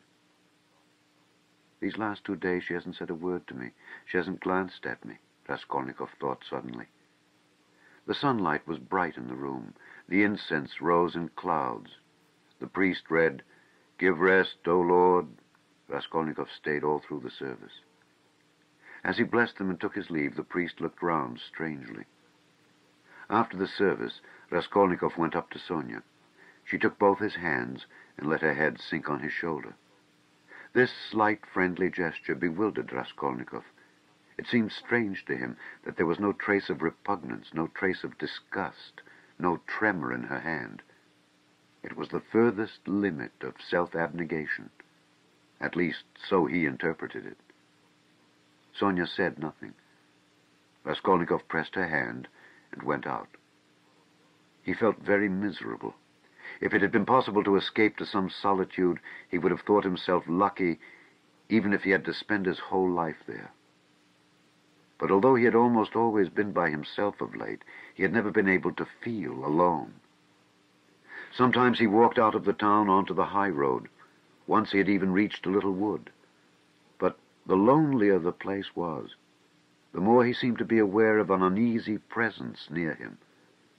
It did not frighten him, but greatly annoyed him, so that he made haste to return to the town, to mingle with the crowd, to enter restaurants and taverns, to walk in busy thoroughfares. There he felt easier, and even more solitary. One day at dusk, he sat for an hour listening to songs in a tavern, and he remembered that he positively enjoyed it. But at last he had suddenly felt the same uneasiness again, as though his conscience smote him. Here I sit listening to singing. Is that what I ought to be doing? He thought. Yet he felt at once that that was not the only cause of his uneasiness. There was something requiring immediate decision. But it was something he could not clearly understand or put into words. It was a hopeless tangle. Oh, better the struggle again, better Porfiry again, or Svidrigailov. Better some challenge again, some attack. Yes, he thought. He went out of the tavern and rushed away almost at a run. The thought of Dunya and his mother suddenly reduced him almost to a panic. That night he woke up before morning among some bushes in Krestovsky Island, trembling all over with fever. He walked home, and it was early morning when he arrived. After some hours' sleep, the fever left him, but he woke up late, 2 o'clock in the afternoon. He remembered that Katerina Ivanovna's funeral had been fixed for that day, and was glad that he was not present at it. Nastasia brought him some food. He ate and drank with appetite, almost with greediness. His head was fresher, and he was calmer than he had been for the last 3 days. He even felt a passing wonder at his previous attacks of panic. The door opened, and Razumikhin came in. "Ah, he's eating. Then he's not ill," said Razumikhin. He took a chair and sat down at the table opposite Raskolnikov. He was troubled and did not attempt to conceal it. He spoke with evident annoyance, but without hurry or raising his voice. He looked as though he had some special fixed determination. "Listen," he said resolutely. "As far as I'm concerned, you may all go to hell. But from what I see, it's clear to me that I can't make head or tail of it. Now, please don't think I've come to ask you questions. I don't want to know, hang it. If you begin telling me your secrets, I dare say I shouldn't stay to listen. I should go away cursing. I've only come to find out, once for all, whether it's a fact that you're mad. There is a conviction in the air that you're mad, or very nearly so. I admit I've been disposed to that opinion myself, judging from your stupid, repulsive, and quite inexplicable actions, and from your recent behavior to your mother and sister. Only a monster or a madman could treat them as you have. So you must be mad. When did you see them last?" "Just now." "Haven't you seen them since then? What have you been doing with yourself? Tell me, please. I've been to you 3 times already. Your mother has been seriously ill since yesterday. She had made up her mind to come to you. Avdotya Romanovna tried to prevent her. She wouldn't hear a word. If he is ill, if his mind is giving way, who can look after him like his mother, she said. We all came here together. We couldn't let her come alone all the way. We kept begging her to be calm. We came in. You weren't here. She sat down and stayed 10 minutes while we stood waiting in silence. She got up and said, if he's gone out, that is, if he is well and has forgotten his mother, it's humiliating and unseemly for his mother to stand at his door begging for kindness. She returned home and took to her bed. Now she's in a fever. I see, she said, that he has time for his girl. She means by your girl, Sofya Semyonovna. Your betrothed or your mistress, I don't know. I went at once to Sofya Semyonovna's, for I wanted to know what was going on. I looked round. I saw the coffin, the children crying, and Sofya Semyonovna trying them on mourning dresses. No sign of you. I apologized, came away, and reported to Avdotya Romanovna. So that's all nonsense, and you haven't got a girl. The most likely thing is that you're mad. But here you sit, guzzling boiled beef as though you'd not had a bite for 3 days. Well, as far as that goes, madmen eat too. But though you've not said a word to me yet, you're not mad. That I'd swear. Above all, you're not mad. So you may go to hell, all of you. For there's some mystery, some secret about it. And I don't intend to worry my brains over your secrets. So I've simply come to swear at you, he finished, getting up, to relieve my mind. And I know what to do now. What do you mean to do now? What business is it of yours, what I mean to do? You're going in for a drinking bout? How did you know? Why, it's pretty plain. Razumikhin paused for a minute. You always have been a very rational person, and you've never been mad, never, he observed suddenly with warmth. You're right, I shall drink, Goodbye. And he moved to go out. I was talking with my sister the day before yesterday, I think it was, about you, Razumikhin. About me, but where can you have seen her the day before yesterday? Razumikhin stopped short and even turned a little pale. One could see that his heart was throbbing slowly and violently. She came here by herself, sat there and talked to me. She did? Yes. What did you say to her? I mean, about me. I told her you were a very good, honest, and industrious man. I didn't tell her you love her because she knows that herself. She knows that herself? Well, it's pretty plain. Wherever I might go, whatever happened to me, you would remain to look after them. I, so to speak, give them into your keeping, Razumikhin. I say this because I know quite well how you love her, and am convinced of the purity of your heart. I know that she, too, may love you, and perhaps does love you already. Now decide for yourself, as you know best, whether you need to go in for a drinking bout or not. Rodya, but you see, well, damn it. But where do you mean to go? Of course, if it's all a secret, never mind. But I shall find out the secret. And I'm sure that it must be some ridiculous nonsense and that you've made it all up. Anyway, you're a capital fellow, a capital fellow. That's just what I wanted to add, only you interrupted. That was a very good decision of yours not to find out these secrets. Leave it to time. Don't worry about it. You'll know it all in time, when it must be. Yesterday a man said to me that what a man needs is fresh air. Fresh air. Fresh air. I meant to go to him directly to find out what he meant by that. Razumikhin stood lost in thought and excitement, making a silent conclusion. He's a political conspirator. He must be. And he's on the eve of some desperate step, that's certain. It can only be that. And Dunya knows, he thought suddenly. So Avdotya Romanovna comes to see you, he said, weighing each syllable. And you're going to see a man who says we need more air. And so, of course, that letter, that too must have something to do with it, he concluded to himself. What letter? She got a letter today. It upset her very much indeed. Too much so. I began speaking of you. She begged me not to. Then she said that perhaps we should very soon have to part. Then she began warmly thanking me for something. Then she went to her room and locked herself in. She got a letter? Raskolnikov asked thoughtfully. Yes, and you didn't know? They were both silent. Goodbye, Rodion. There was a time, brother, when I...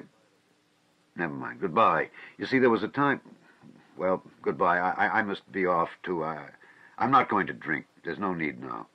That's all stuff.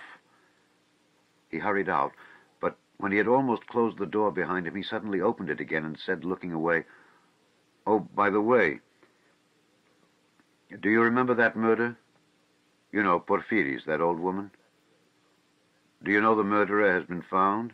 He has confessed and given the proofs. It's one of those very workmen, the painter, only fancy. Do you remember I defended them here? Would you believe it? All that scene of fighting and laughing with his companion on the stairs while the porter and the two witnesses were going up, he got up on purpose to disarm suspicion. The cunning, the presence of mind of the young dog, one can hardly credit it. But it's his own explanation. He has confessed it all. And what a fool I was about it. Well, he's simply a genius of hypocrisy and resourcefulness in disarming the suspicions of the lawyers. So there's nothing much to wonder at, I suppose. Of course, people like that are always possible. And the fact that he couldn't keep up the character but confessed makes him easier to believe in. But what a fool I was. I was frantic on their side. Tell me, please, from whom did you hear that? And why does it interest you so? Raskolnikov asked with unmistakable agitation. What next? You ask me why it interests me. Well, I heard it from Porfiri, among others. It was from him I heard almost all about it. From Porfiri? From Porfiri. What did he say? Raskolnikov asked in dismay. He gave me a capital explanation of it, psychologically, after his fashion. He explained it himself? Yes. Goodbye. I'll tell you all about it another time, but now I'm busy. There was a time when I fancied... No matter, another time. What need is there for me to drink now? You've made me drunk without wine. I'm drunk, Rodya. Goodbye, I'm going. I'll come again very soon. He went out. He's a political conspirator, there's no doubt about it, Razumikhin decided as he slowly descended the stairs. And he's drawn his sister in. That's quite in keeping with Avdotya Romanovna's character. There are interviews between them. She hinted at it, too. So many of her words and hints bear that meaning. And how else can all this tangle be explained? And I was almost thinking, good heavens, what I thought. Yes, I took leave of my senses and I wronged him. It was his doing under the lamp in the corridor that day. Phew, what a crude, nasty, vile idea on my part. And Nikolai is a brick for confessing. And how clear it all is now. His illness, then, all his strange actions. Before this, in the university, how morose he used to be, how gloomy. But what's the meaning now of that letter? There's something in that, too, perhaps. Whom was it from? I suspect... No, I must find out. He thought of Dunya, realizing all he had heard, and his heart throbbed, and he suddenly broke into a run. As soon as Razumikhin went out, Raskolnikov got up, turned to the window, walked into one corner, and then into another, as though forgetting the smallness of his room, and sat down again on the sofa. He felt, so to speak, renewed. Again the struggle. So a means of escape had come. Yes, a means of escape had come. It had been too stifling, too cramping. The burden had been too agonizing. A lethargy had come upon him at times. From the moment of the scene with Nikolai at Porfiri's, he had been suffocating, penned in without hope of escape. After Nikolai's confession, on that very day, had come the scene with Sonia. His behavior and his last words had been utterly unlike anything he could have imagined beforehand. He had grown feebler, instantly and fundamentally. And he had agreed at the time with Sonia. He had agreed in his heart he could not go on living alone with such a thing on his mind. And Svidrigailov was a riddle. He worried him, that was true, but somehow not on the same point. He might still have a struggle to come with Svidrigailov. Svidrigailov, too, might be a means of escape. But Porfiri was a different matter. And so Porfiri himself had explained it to Razumikhin, had explained it psychologically. He'd begun bringing in his damn psychology again. Porfiri? But to think that Porfiri should for 1 minute believe that Nikolai was guilty after what had passed between them before Nikolai's appearance, after that tete-a-tete interview, which could only have one explanation. During those days, Raskolnikov had often recalled passages in that scene with Porfiri. He could not bear to let his mind rest on it. Such words, such gestures had passed between them. They had exchanged such glances. Things had been said in such a tone and had reached such a pass that Nikolai, whom Porfiri had seen through at the first word, at the first gesture, could not have shaken his conviction. And to think that even Razumikhin had begun to suspect. The scene in the corridor under the lamp had produced its effect then. He had rushed to Porfiri. But what had induced the latter to receive him like that? What had been his object in putting Razumikhin off with Nikolai? He must have some plan. There was some design. But what was it? It was true that a long time had passed since that morning, too long a time, and no sight nor sound of Porfiri. Well, that was a bad sign. Raskolnikov took his cap and went out of the room, still pondering. It was the first time for a long while that he had felt clear in his mind, at least. I must settle Svidrigailov, he thought, and as soon as possible. He, too, seems to be waiting for me to come to him of my own accord. And at that moment there was such a rush of hate in his weary heart that he might have killed either of those two, Porfiry or Svidrigailov. At least he felt that he would be capable of doing it later, if not now. We shall see, he repeated to himself. But no sooner had he opened the door than he stumbled upon Porfiry himself in the passage. Porfiry was coming in to see Raskolnikov. Raskolnikov was dumbfounded for a minute, but only for 1 minute. Strange to say, he was not very much astonished at seeing Porfiry, and scarcely afraid of him. He was simply startled, but was instantly on his guard. Perhaps this will mean the end?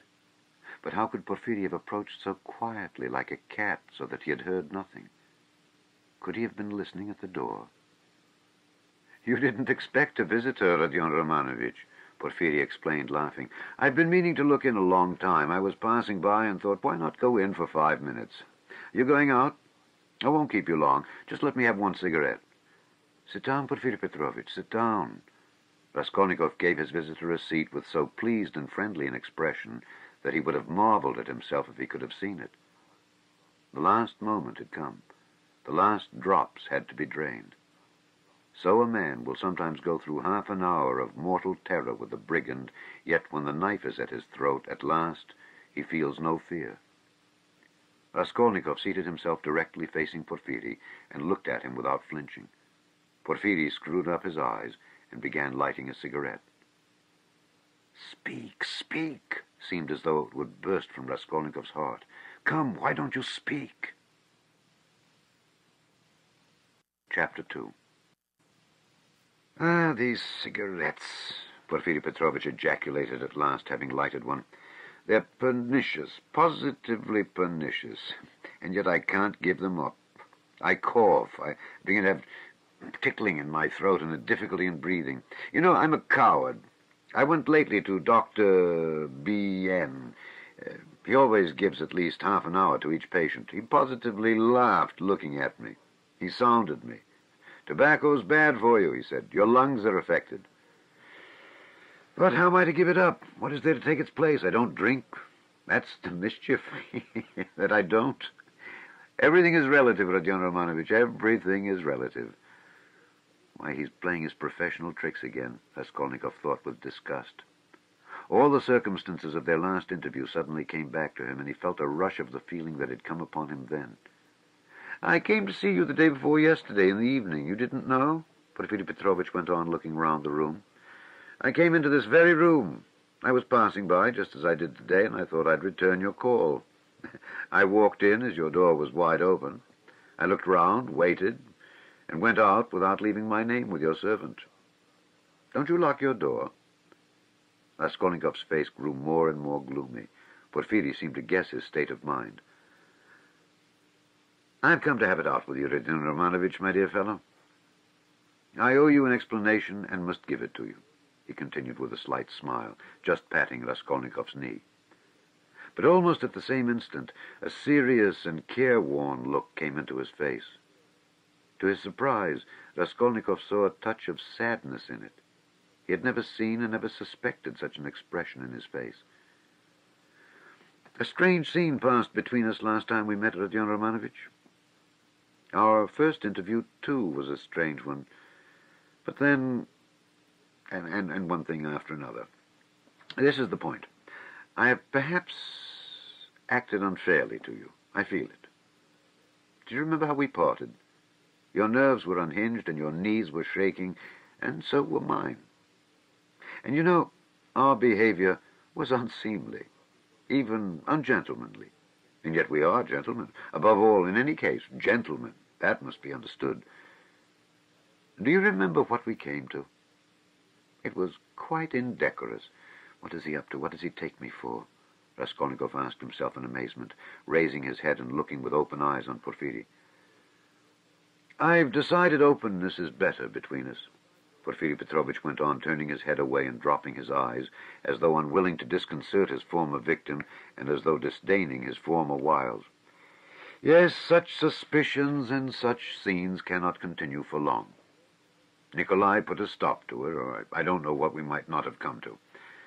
That damn workman was sitting at the time in the next room. Can you realize that? Well, you know that, of course, and I'm aware that he came to you afterwards. But what you supposed then was not true. I had not sent for anyone. I had made no kind of arrangements. You ask why I hadn't? What shall I say to you? It had all come upon me so suddenly. I'd scarcely sent for the porters. You noticed them as you went out, I dare say. An idea flashed upon me. I was firmly convinced at the time, you see, Rodion Romanovich. Come, I thought. Even if I let one thing slip for a time, I shall get hold of something else. I shan't lose what I want, anyway. You're nervously irritable, Rodion Romanovich, by temperament. It's out of proportion with other qualities of your heart and character, which I flatter myself I have to some extent divined. Of course, I did reflect even then that it does not always happen that a man gets up and blurts out his whole story. It does happen sometimes if you make a man lose all patience, though even then it's rare. I was capable of realizing that. If I only had a fact, I thought, the least little fact to go upon, something I could lay hold of, something tangible, not merely psychological. For if a man is guilty, you must be able to get something substantial out of him. One may reckon upon most surprising results indeed. I was reckoning on your temperament, Rodion Romanovich, on your temperament above all things. I had great hopes of you at that time. But what are you driving at now? Raskolnikov muttered at last, asking the question without thinking. What is he talking about? He wondered distractedly. Does he really take me to be innocent? What am I driving at? I've come to explain myself. I consider it my duty, so to speak. I want to make clear to you how the whole business, the whole misunderstanding arose. I've caused you a great deal of suffering, Rodion Romanovich. I'm not a monster. I understand what it must mean for a man who has been unfortunate, but who is proud, imperious, and, above all, impatient, to have to bear such treatment. I regard you in any case as a man of noble character, and not without elements of magnanimity, though I don't agree with all your convictions. I wanted to tell you this first, frankly and quite sincerely, for above all, I don't want to deceive you. When I made your acquaintance, I felt attracted by you. Perhaps you will laugh at my saying so. You have a right to. I know you disliked me from the first, and indeed you've no reason to like me. You may think what you like, but I desire now to do all I can to efface that impression and to show that I'm a man of heart and conscience. I speak sincerely. Porfiri Petrovitch made a dignified pause. Raskolnikov felt a rush of renewed alarm. The thought that Porfiri believed him to be innocent began to make him uneasy. It's scarcely necessary to go over everything in detail, Porfiri Petrovitch went on. Indeed, I could scarcely attempt it. To begin with, there were rumors. Through whom, how, and when those rumors came to me, and how they affected you, I need not go into. My suspicions were aroused by a complete accident which might just as easily not have happened. What was it? I believe there's no need to go into that either. Those rumors and that accident led to one idea in my mind. I admit it openly, for one may as well make a clean breast of it. I was the first to pitch on you. The old woman's notes on the pledges and the rest of it, that all came to nothing. Yours was one of 100. I happened, too, to hear of the scene at the office from a man who described it capitally, unconsciously reproducing the scene with great vividness. It was just one thing after another, Rodion Romanovich, my dear fellow. How could I avoid being brought to certain ideas? From 100 rabbits, you can't make a horse. 100 suspicions don't make a proof, as the English proverb says. But that's only from the rational point of view. You can't help being partial, for, after all, a lawyer is only human. I thought, too, of your article in that journal. Do you remember on your first visit we talked of it? I jeered at you at the time, but that was only to lead you on. I repeat, Rodion Romanovich, you are ill and impatient. That you were bold, headstrong, in earnest, and had felt a great deal, I recognized long before. I, too, have felt the same, so that your article seemed familiar to me. It was conceived on sleepless nights with a throbbing heart, in ecstasy and suppressed enthusiasm. And that proud, suppressed enthusiasm in young people is dangerous. I jeered at you then, but let me tell you that as a literary amateur I'm awfully fond of such first essays full of the heat of youth. There is a mistiness and a chord vibrating in the mist.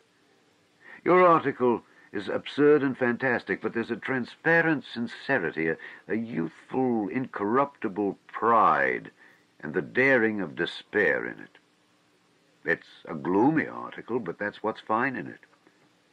I read your article and put it aside, thinking, as I did so, that that man won't go the common way. We hope you are enjoying this classic book reading by Alexander Scourby. Please subscribe, like, and share the link with others. Click the playlist link in the description box below for more classic book readings.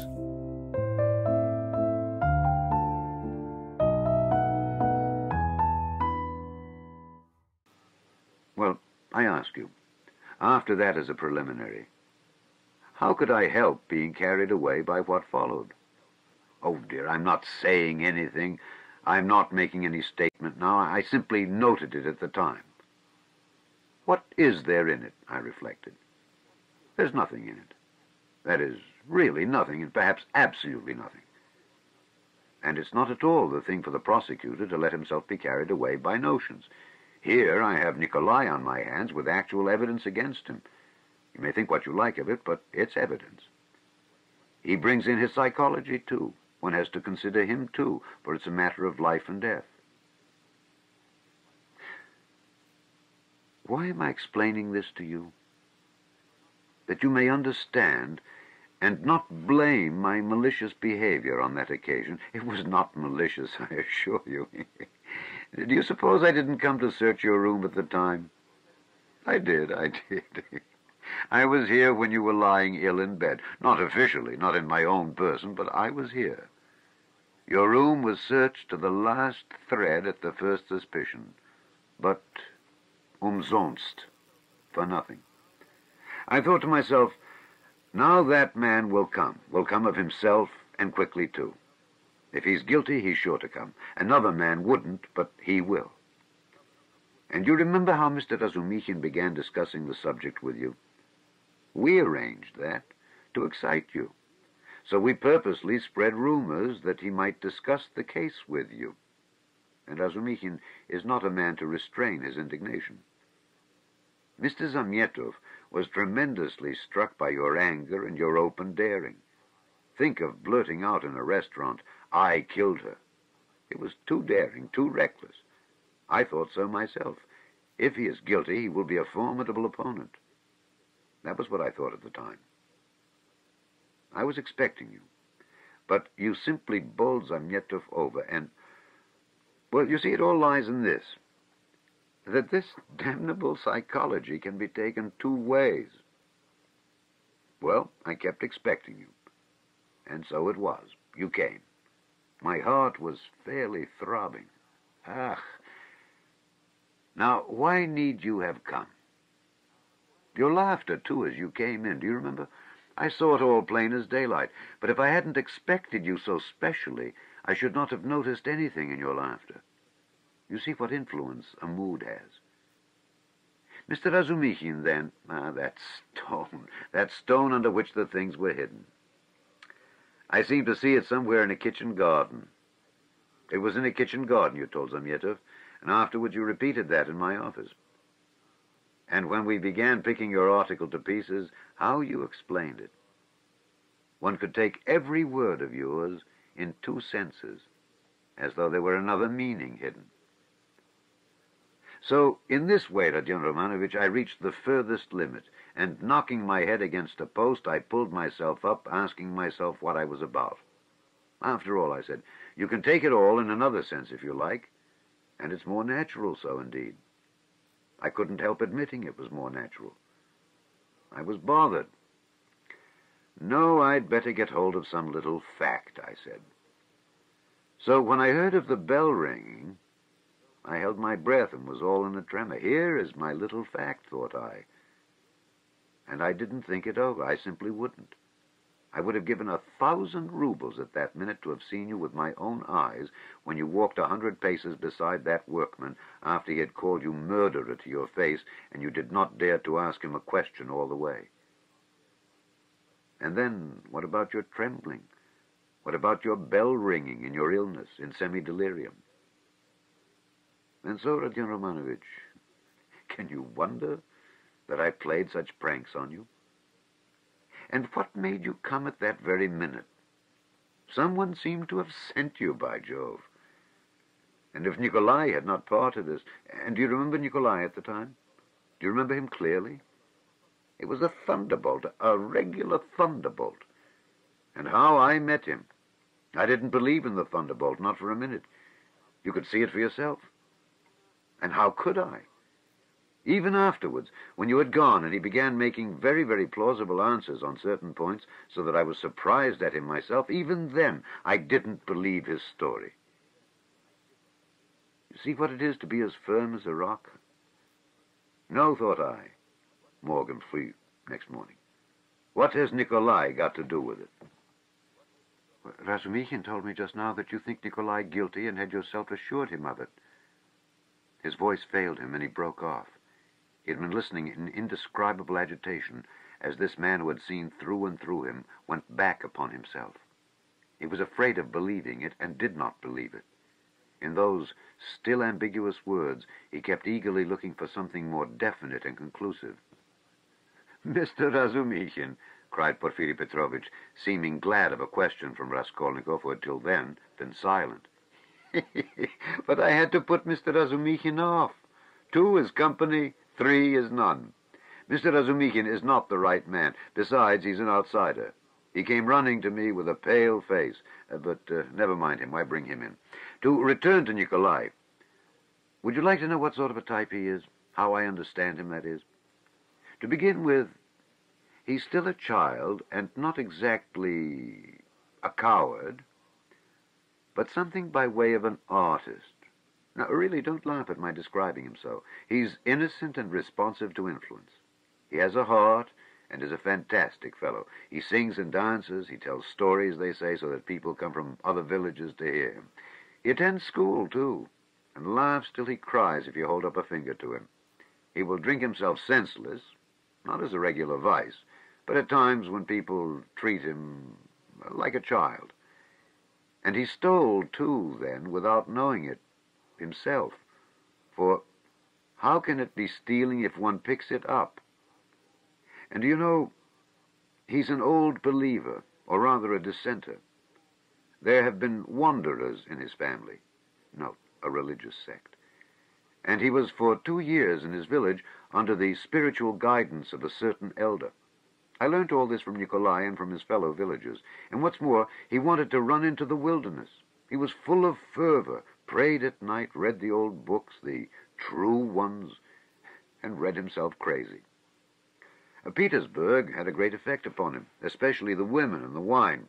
He responds to everything, and he forgot the elder and all that.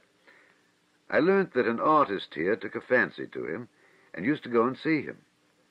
And now this business came upon him. Well, he was frightened. He tried to hang himself. He ran away. How can one get over the idea the people have of Russian legal proceedings? The very word, trial, frightens some of them. Whose fault is it? We shall see what the new juries will do. God grant they do good. Well, in prison, it seems, he remembered the venerable elder. The Bible, too, made its appearance again.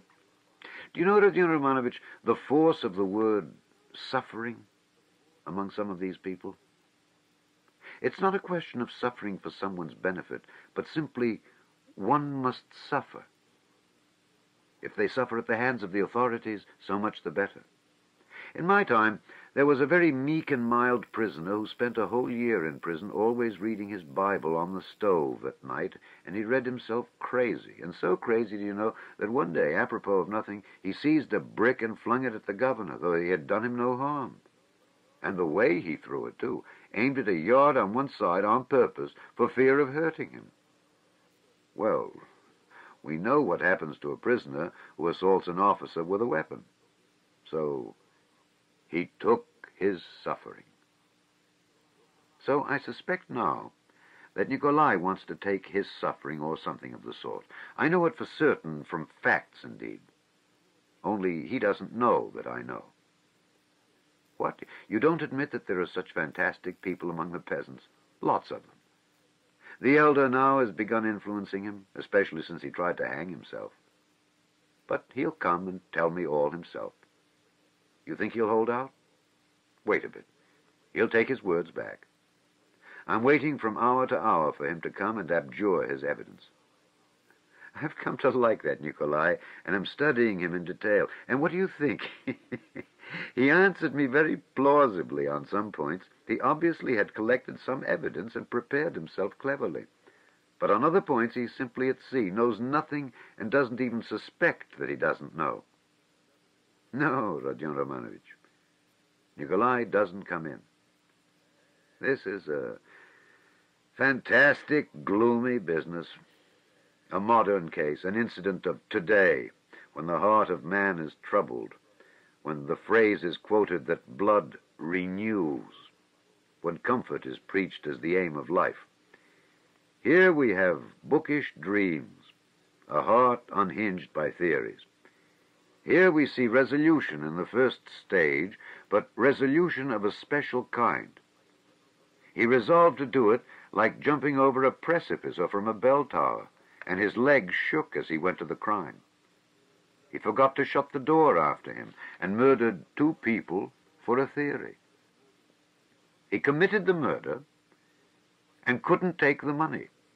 And what he did manage to snatch up, he hid under a stone. It wasn't enough for him to suffer agony behind the door while they battered at the door and rung the bell. No, he had to go to the empty lodging, half delirious, to recall the bell ringing. He wanted to feel the cold shiver over again.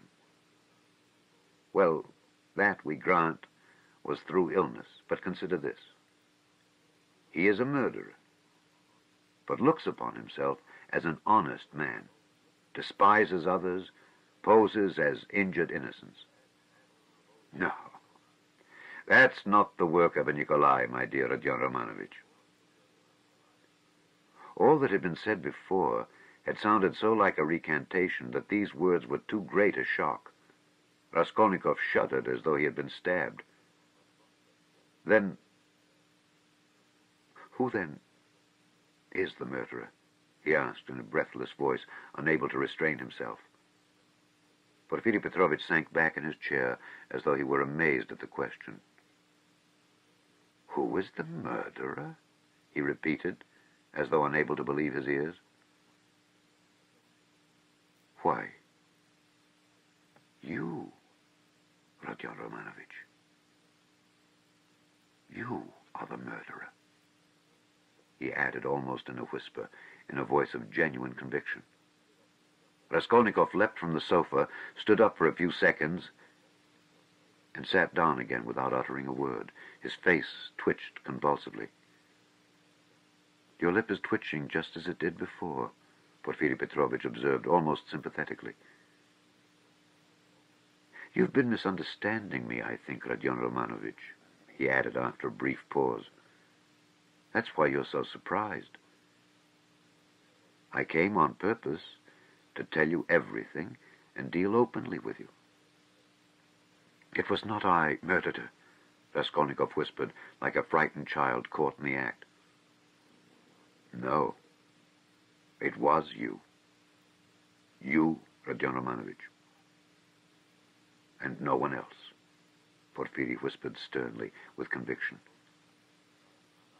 They were both silent, and the silence lasted strangely long, about 10 minutes. Raskolnikov put his elbow on the table and passed his fingers through his hair. Porfiri Petrovitch sat quietly waiting. Suddenly Raskolnikov looked scornfully at Porfiri. "You're at your old tricks again, Porfiri Petrovitch. Your old method again. I wonder you don't get sick of it." "Oh, stop that. What does that matter now?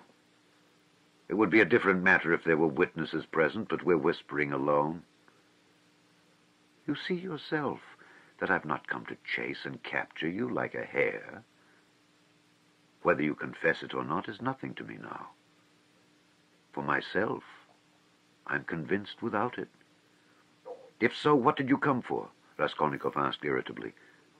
"I ask you the same question again. If you consider me guilty, why don't you take me to prison?" "Oh, that's your question. I will answer you point for point.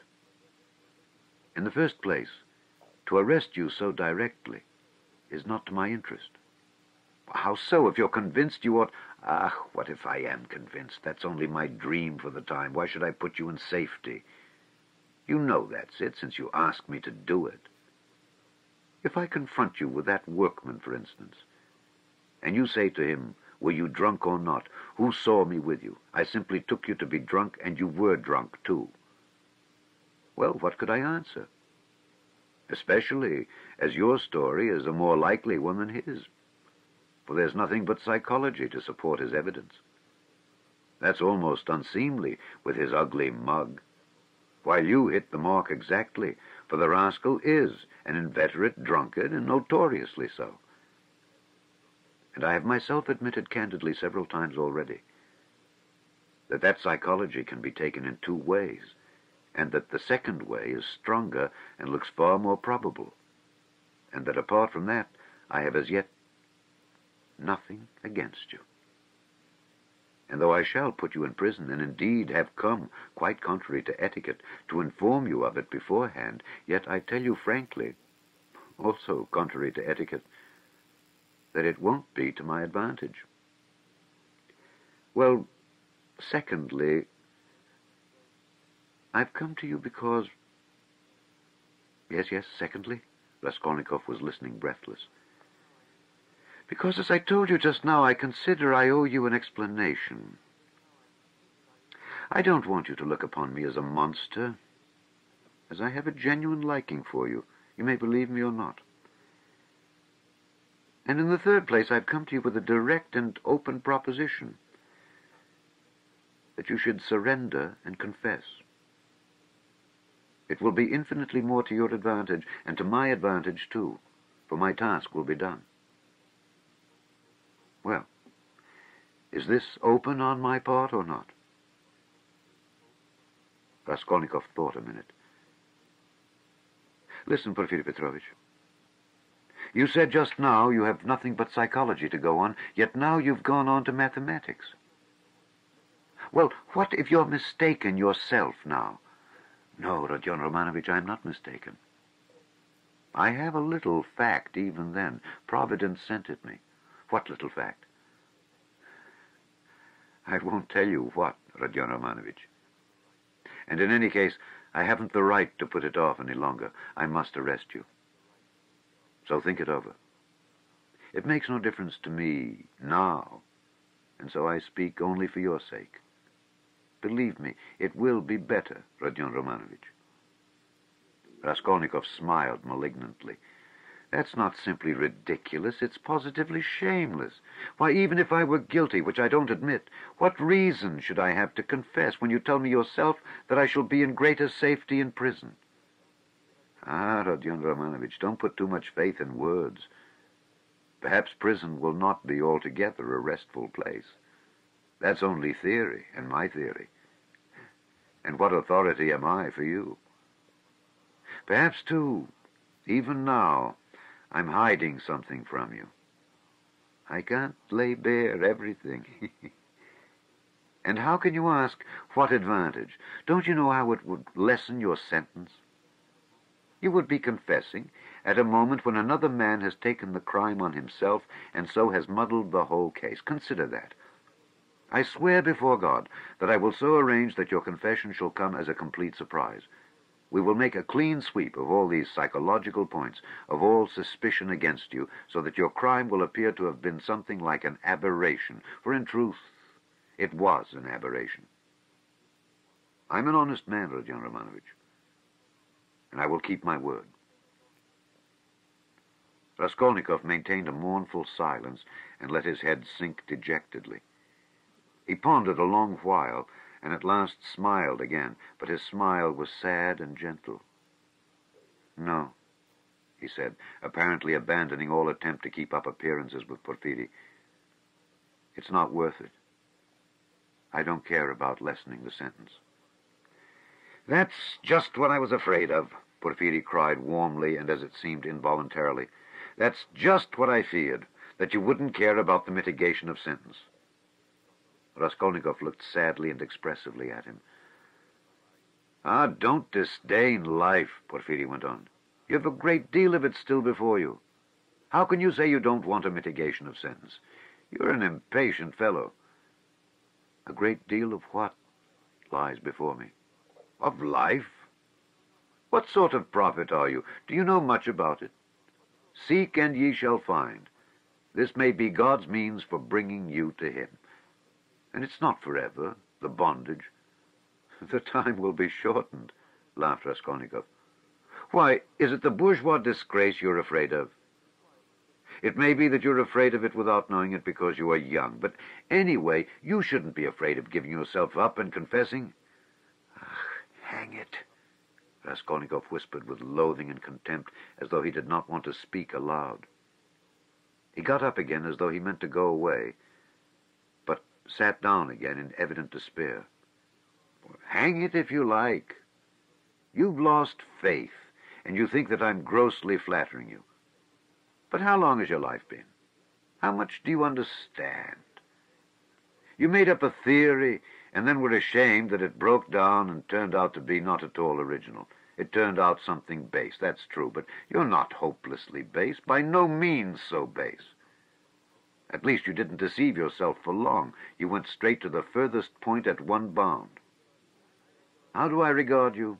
I regard you as one of those men who would stand and smile at their torturer while he cuts their entrails out, if only they have found faith or God. Find it, and you will live. You have long needed a change of air. Suffering, too, is a good thing. Suffer. Maybe Nikolai is right in wanting to suffer. I know you don't believe in it, but don't be over-wise. Fling yourself straight into life, without deliberation. Don't be afraid. The flood will bear you to the bank and set you safe on your feet again. What bank? How can I tell? I only believe that you have long life before you. I know that you take all my words now for a set speech prepared beforehand, but maybe you will remember them after. They may be of use sometime. That's why I speak. It's as well that you only killed the old woman. If you'd invented another theory, you might perhaps have done something 1,000 times more hideous. You ought to thank God, perhaps. How do you know? Perhaps God is saving you for something. But keep a good heart and have less fear. Are you afraid of the great expiation before you? No, it would be shameful to be afraid of it. Since you have taken such a step, you must harden your heart. There is justice in it. You must fulfill the demands of justice. I know that you don't believe it, but indeed, life will bring you through. You will live it down in time. What you need now is fresh air, fresh air, fresh air. Raskolnikov positively started.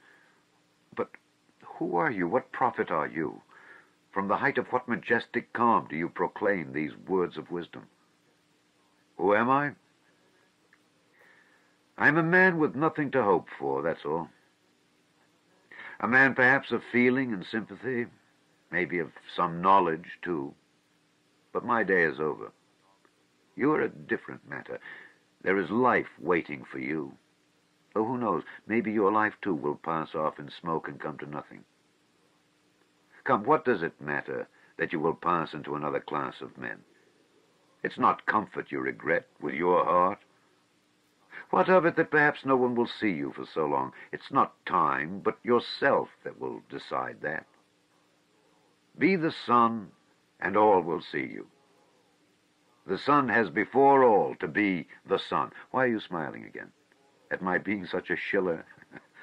I bet you're imagining that I'm trying to get round you by flattery. Well, perhaps I am. Perhaps you'd better not believe my word. Perhaps you'd better never believe it altogether. I'm made that way, I confess it. But let me add, you can judge for yourself, I think, how far I am a base sort of man and how far I'm honest. When do you mean to arrest me? Well, I can let you walk about another day or two. Think it over, my dear fellow, and pray to God. It's more in your interest, believe me. And what if I run away? Asked Raskolnikov with a strange smile. No, you won't run away. A peasant would run away. A fashionable dissenter would run away. The flunky of another man's thought. For you've only to show him the end of your little finger, and he'll be ready to believe in anything for the rest of his life. But you've ceased to believe in your theory already. What will you run away with? And what would you do in hiding? It would be hateful and difficult for you. And what you need more than anything in life is a definite position, an atmosphere to suit you. And what sort of atmosphere would you have? If you ran away, you'd come back to yourself. You can't get on without us. And if I put you in prison, say you've been there a month or 2 or 3, remember my word, you'll confess of yourself, and perhaps to your own surprise. You won't know an hour beforehand that you're coming with a confession. I'm convinced that you will decide to take your suffering. You don't believe my words now, but you'll come to it of yourself. For suffering, Rodion Romanovich, is a great thing. Never mind my having grown fat. I know all the same. And don't laugh at it. There's an idea in suffering. Nikolai is right. No, you won't run away, Rodion Romanovich. Raskolnikov got up and took his cap. Porfiri Petrovitch also rose. You're going for a walk? The evening will be fine, if only we don't have a storm. Though it would be a good thing to freshen the air. He, too, took his cap. Porfiri Petrovitch, please don't take up the notion that I have confessed to you today, Raskolnikov pronounced with sullen insistence. You're a strange man, and I've listened to you from simple curiosity, but I have admitted nothing. Remember that. Oh, I know that, I remember. Look at him, he's trembling. Don't be uneasy, my dear fellow. Have it your own way. Walk about a bit. You won't be able to walk too far. If anything happens, I have one request to make of you, he added, dropping his voice.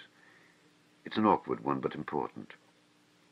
If anything were to happen, though indeed I don't believe in it and think you quite incapable of it, yet, in case you were taken during these 40 or 50 hours with the notion of putting an end to the business in some other way, in some fantastic fashion, laying hands on yourself, it's an absurd proposition, but you must forgive me for it, do leave a brief but precise note, only 2 lines, and mention the stone.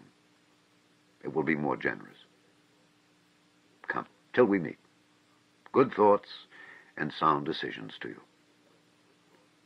Porfiri went out, stooping and avoiding looking at Raskolnikov. The latter went to the window and waited with irritable impatience till he calculated that Porfiri had reached the street and moved away. Then he, too, went hurriedly out of the room. Chapter 3. He hurried to Svidrigailov's. What he had to hope from that man he did not know, but that man had some hidden power over him.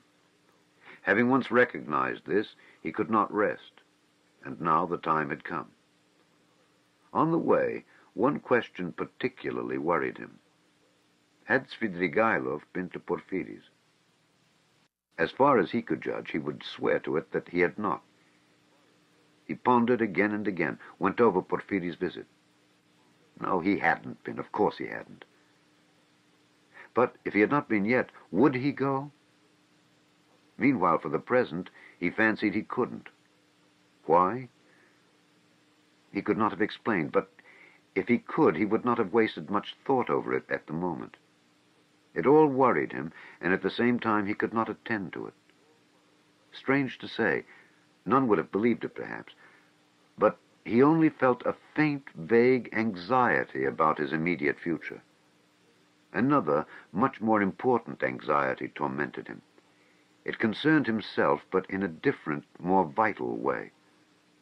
Moreover, he was conscious of immense moral fatigue, though his mind was working better that morning than it had done of late. And was it worthwhile, after all that had happened, to contend with these new trivial difficulties? Was it worthwhile, for instance, to maneuver that Svidrigailov should not go to Porfiry's? Was it worthwhile to investigate, to ascertain the facts, to waste time over anyone like Svidrigailov? Oh, how sick he was of it all. And yet, he was hastening to Svidrigailov. Could he be expecting something new from him? Information or means of escape? Men will catch at straws. Was it destiny or some instinct bringing them together? Or perhaps it was only fatigue, despair. Perhaps it was not Svidrigailov, but some other whom he needed, and Svidrigailov had simply presented himself by chance. Sonia? But what should he go to Sonia for now? To beg her tears again? He was afraid of Sonia, too. Sonia stood before him as an irrevocable sentence. He must go his own way or hers. At that moment especially, he did not feel equal to seeing her. No, would it not be better to try Svidrigailov? And he could not help inwardly owning that he had long felt that he must see him for some reason. But what could they have in common? Their very evil-doing could not be of the same kind. The man, moreover, was very unpleasant, evidently depraved, undoubtedly cunning and deceitful, possibly malignant. Such stories were told about him. It is true he was befriending Katerina Ivanovna's children, but who could tell with what motive and what it meant? The man always had some design, some project. There was another thought which had been continually hovering of late about Raskolnikov's mind and causing him great uneasiness. It was so painful that he made distinct efforts to get rid of it. He sometimes thought that Svidrigailov was dogging his footsteps. Svidrigailov had found out his secret and had had designs on Dunya. What if he had them still? Wasn't it practically certain that he had? And what if, having learnt his secret and so having gained power over him, he were to use it as a weapon against Dunya? This idea sometimes even tormented his dreams, but it had never presented itself so vividly to him as on his way to Svidrigailov. The very thought moved him to gloomy rage. To begin with, this would transform everything, even his own position. He would have at once to confess his secret to Dunya. Would he have to give himself up, perhaps, to prevent Dunya from taking some rash step? The letter? This morning Dunya had received a letter. From whom could she get letters in Petersburg? Luzhin, perhaps? It's true Razumikhin was there to protect her, but Razumikhin knew nothing of the position. Perhaps it was his duty to tell Razumikhin. He thought of it with repugnance. In any case, he must see Svidrigailov as soon as possible, he decided finally. Thank God the details of the interview were of little consequence, if only he could get at the root of the matter. But if Svidrigailov were capable, if he were intriguing against Dunya, then... Raskolnikov was so exhausted by what he had passed through that month that he could only decide such questions in one way. Then I shall kill him, he thought in cold despair. A sudden anguish oppressed Raskolnikov's heart. He stood still in the middle of the street and began looking about to see where he was and which way he was going. He found himself in X-Prospect, 30 or 40 paces from the Haymarket through which he had come. The whole second story of the house on the left was used as a tavern. All the windows were wide open. Judging from the figures moving at the windows, the rooms were full to overflowing. There were sounds of singing, of clarionet and violin, and the boom of a Turkish drum. He could hear women shrieking. He was about to turn back, wondering why he had come to the X-Prospect, when suddenly, at one of the end windows, he saw Svidrigailov, sitting at a tea table right in the open window with a pipe in his mouth. Raskolnikov was dreadfully taken aback, almost terrified. Svidrigailov was silently watching and scrutinizing him, and, what struck Raskolnikov at once, seemed to be meaning to get up and slip away unobserved. Raskolnikov at once pretended not to have seen him, but to be looking absent-mindedly away while he watched him out of the corner of his eye. His heart was beating violently. Yet it was evident that Svidrigailov did not want to be seen. He took the pipe out of his mouth and was on the point of concealing himself, but as he got up and moved back his chair, he seemed to have become suddenly aware that Raskolnikov had seen him and was watching him. What had passed between them was much the same as what happened at their first meeting in Raskolnikov's room. A sly smile came into Svidrigailov's face and grew broader and broader. Each knew that he was seen and watched by the other. At last Svidrigailov broke into a loud laugh. "Well, well, come in if you want me. I'm here," he shouted from the window. Raskolnikov went up into the tavern. He found Svidrigailov in a tiny back room adjoining the saloon, in which merchants, clerks, and numbers of people of all sorts were drinking tea at 20 little tables to the desperate bawling of a chorus of singers. The click of billiard balls could be heard in the distance. On the table before Svidrigailov stood an open bottle and a glass half full of champagne. In the room he found also a boy with a little hand organ, a healthy-looking, red-cheeked girl of 18, wearing a tucked-up striped skirt and a Tyrolese hat with ribbons. In spite of the chorus in the other room, she was singing some servants' hall song in a rather husky contralto to the accompaniment of the organ. "Come, that's enough." Svidrigailov stopped her at Raskolnikov's entrance. The girl at once broke off and stood waiting respectfully. She had sung her guttural rhymes, too, with a serious and respectful expression on her face. "Hey, Philippe, a glass!" shouted Svidrigailov. "I won't drink anything," said Raskolnikov. "As you like. I didn't mean it for you. Drink, Katya. I don't want anything more today. You can go." He poured her out a full glass and laid down a yellow note. Katya drank off her glass of wine as women do without putting it down in 20 gulps, took the note, and kissed Svidrigailov's hand, which he allowed quite seriously. She went out of the room, and the boy trailed after her with the organ. Both had been brought in from the street. Svidrigailov had not been a week in Petersburg, but everything about him was already, so to speak, on a patriarchal footing. The waiter, Philippe, was by now an old friend and very obsequious. The door leading to the saloon had a lock on it. Svidrigailov was at home in this room, and perhaps spent whole days in it. The tavern was dirty and wretched, not even second-rate. "I was going to see you, and looking for you," Raskolnikov began. "But I don't know what made me turn from the Haymarket into X-Prospect just now. I never take this turning. I turned to the right from the Haymarket. And this isn't the way to you. I simply turned, and here you are. It is strange." "Why don't you say at once, it's a miracle?" "Because it may be only chance." "Oh, that's the way with all you folk," laughed Svidrigailov. "You won't admit it, even if you do inwardly believe it a miracle. Here you say that it may be only chance. And what cowards they all are here about having an opinion of their own. You can't fancy, Rodion Romanovich. I don't mean you. You have an opinion of your own and are not afraid to have it. That's how it was you attracted my curiosity." "Nothing else?" "Well, that's enough, you know." Svidrigailov was obviously exhilarated, but only slightly so. He had not had more than half a glass of wine. I fancy you came to see me before you knew that I was capable of having what you call an opinion of my own, observed Raskolnikov. Oh, well, it was a different matter. Everyone has his own plans. And apropos of the miracle, let me tell you that I think you've been asleep for the last 2 or 3 days. I told you of this tavern myself. There's no miracle in your coming straight here. I explained the way myself, told you where it was and the hours you could find me here. Do you remember?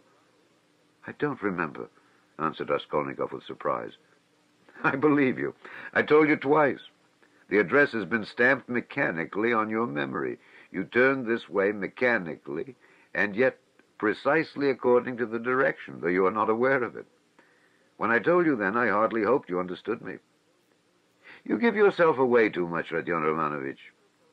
And another thing, I'm convinced there are lots of people in Petersburg who talk to themselves as they walk. This is a town of crazy people.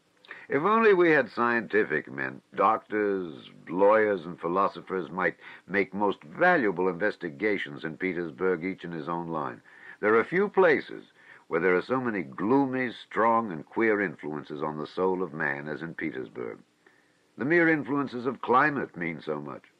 And it's the administrative center of all Russia, and its character must be reflected on the whole country. But that is neither here nor there now. The point is that I've several times watched you. You walk out of your house, holding your head high. 20 paces from home, you let it sink and fold your hands behind your back. You look and evidently see nothing before nor beside you. At last you begin moving your lips and talking to yourself, and sometimes you wave one hand and declaim, and at last stand still in the middle of the road. That's not at all the thing. Someone may be watching you besides me, and it won't do you any good. It's nothing really to do with me, and I can't cure you, but of course you understand me. Do you know that I'm being followed? Asked Raskolnikov, looking inquisitively at him. No, I know nothing about it, said Svidrigailov, seeming surprised.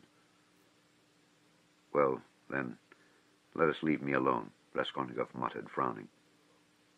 Very good, let us leave you alone. You'd better tell me, if you come here to drink, and directed me twice to come here to you, why did you hide and try to get away just now when I looked at the window from the street? I saw it. And why was it you lay on your sofa with closed eyes and pretended to be asleep, though you were wide awake while I stood in your doorway? I saw it. I may have had reasons, you know that yourself. And I may have had my reasons, though you don't know them. Raskolnikov dropped his right elbow on the table, leaned his chin in the fingers of his right hand, and stared intently at Svidrigailov. For a full minute he scrutinized his face, which had impressed him before. It was a strange face, like a mask, white and red, with bright red lips, with a flaxen beard and still thick flaxen hair. His eyes were somehow too blue, and their expression somehow too heavy and fixed. There was something awfully unpleasant in that handsome face, which looked so wonderfully young for his age. Svidrigailov was smartly dressed in light summer clothes and was particularly dainty in his linen. He wore a huge ring with a precious stone in it. Have I got to bother myself about you too now? Said Raskolnikov suddenly, coming up with nervous impatience straight to the point. Even though perhaps you are the most dangerous man if you care to injure me, I don't want to put myself out any more. I will show you at once that I don't prize myself as you probably think I do. I've come to tell you at once that if you keep to your former intentions with regard to my sister, and if you think to derive any benefit in that direction from what has been discovered of late, I will kill you before you get me locked up. You can reckon on my word. You know that I can keep it. And in the second place, if you want to tell me anything, for I keep fancying all this time that you have something to tell me, make haste and tell it, for time is precious and very likely it will soon be too late. Why in such haste? Asked Svidrigailov, looking at him curiously. Everyone has his plans, Raskolnikov answered gloomily and impatiently. You urged me yourself to frankness just now. And at the first question you refuse to answer, Svidrigailov observed with a smile. You keep fancying that I have aims of my own, and so you look at me with suspicion. Of course, it's perfectly natural in your position. But though I should like to be friends with you, I shan't trouble myself to convince you of the contrary. The game isn't worth the candle, and I wasn't intending to talk to you about anything special. What did you want me for, then? It was you who came hanging about me. Why, simply as an interesting subject for observation. I liked the fantastic nature of your position. That's what it was. Besides, you are the brother of a person who greatly interested me, and from that person I had in the past heard a very great deal about you, from which I gathered that you had a great influence over her. Isn't that enough? Still, I must admit that your question is rather complex and is difficult for me to answer.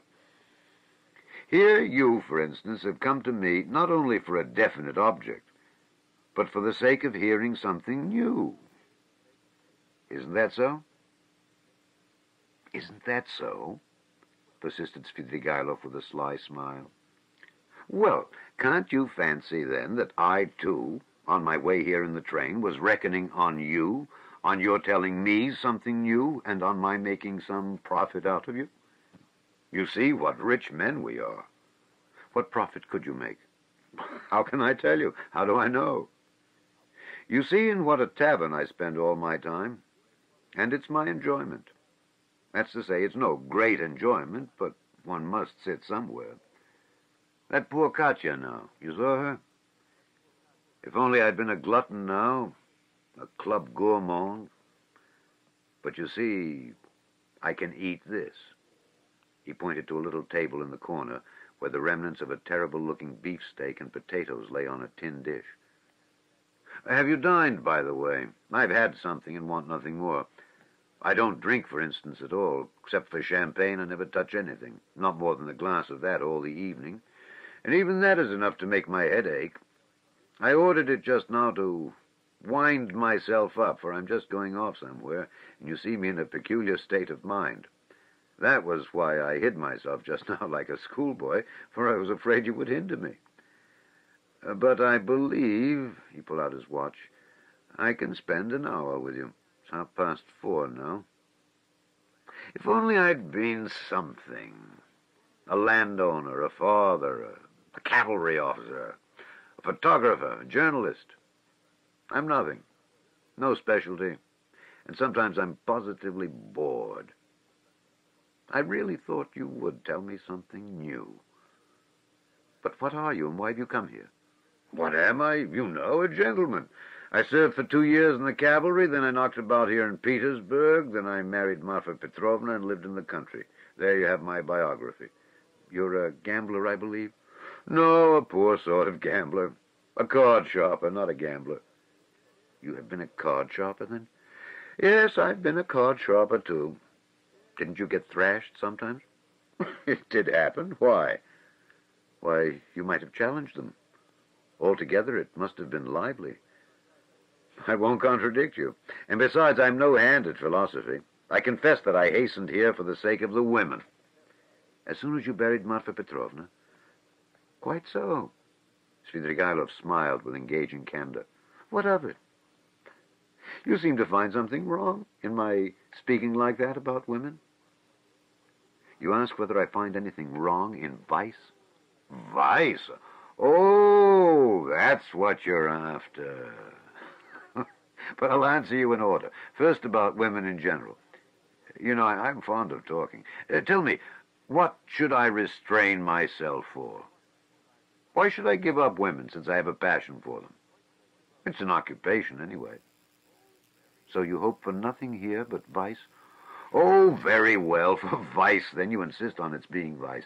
But anyway, I like a direct question. In this vice, at least there is something permanent, founded indeed upon nature, and not dependent on fantasy. Something present in the blood, like an ever-burning ember, forever setting one on fire, and maybe not to be quickly extinguished, even with years. You'll agree it's an occupation of a sort. That's nothing to rejoice at. It's a disease, and a dangerous one. Oh, that's what you think, is it? I agree that it is a disease, like everything that exceeds moderation.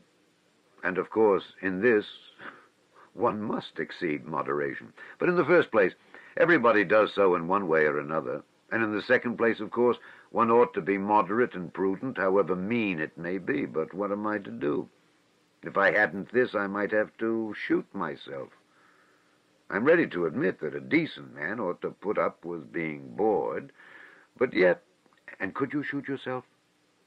Oh, come, Svidrigailov parried with disgust. Please don't speak of it, he added hurriedly, and with none of the bragging tone he had shown in all the previous conversation.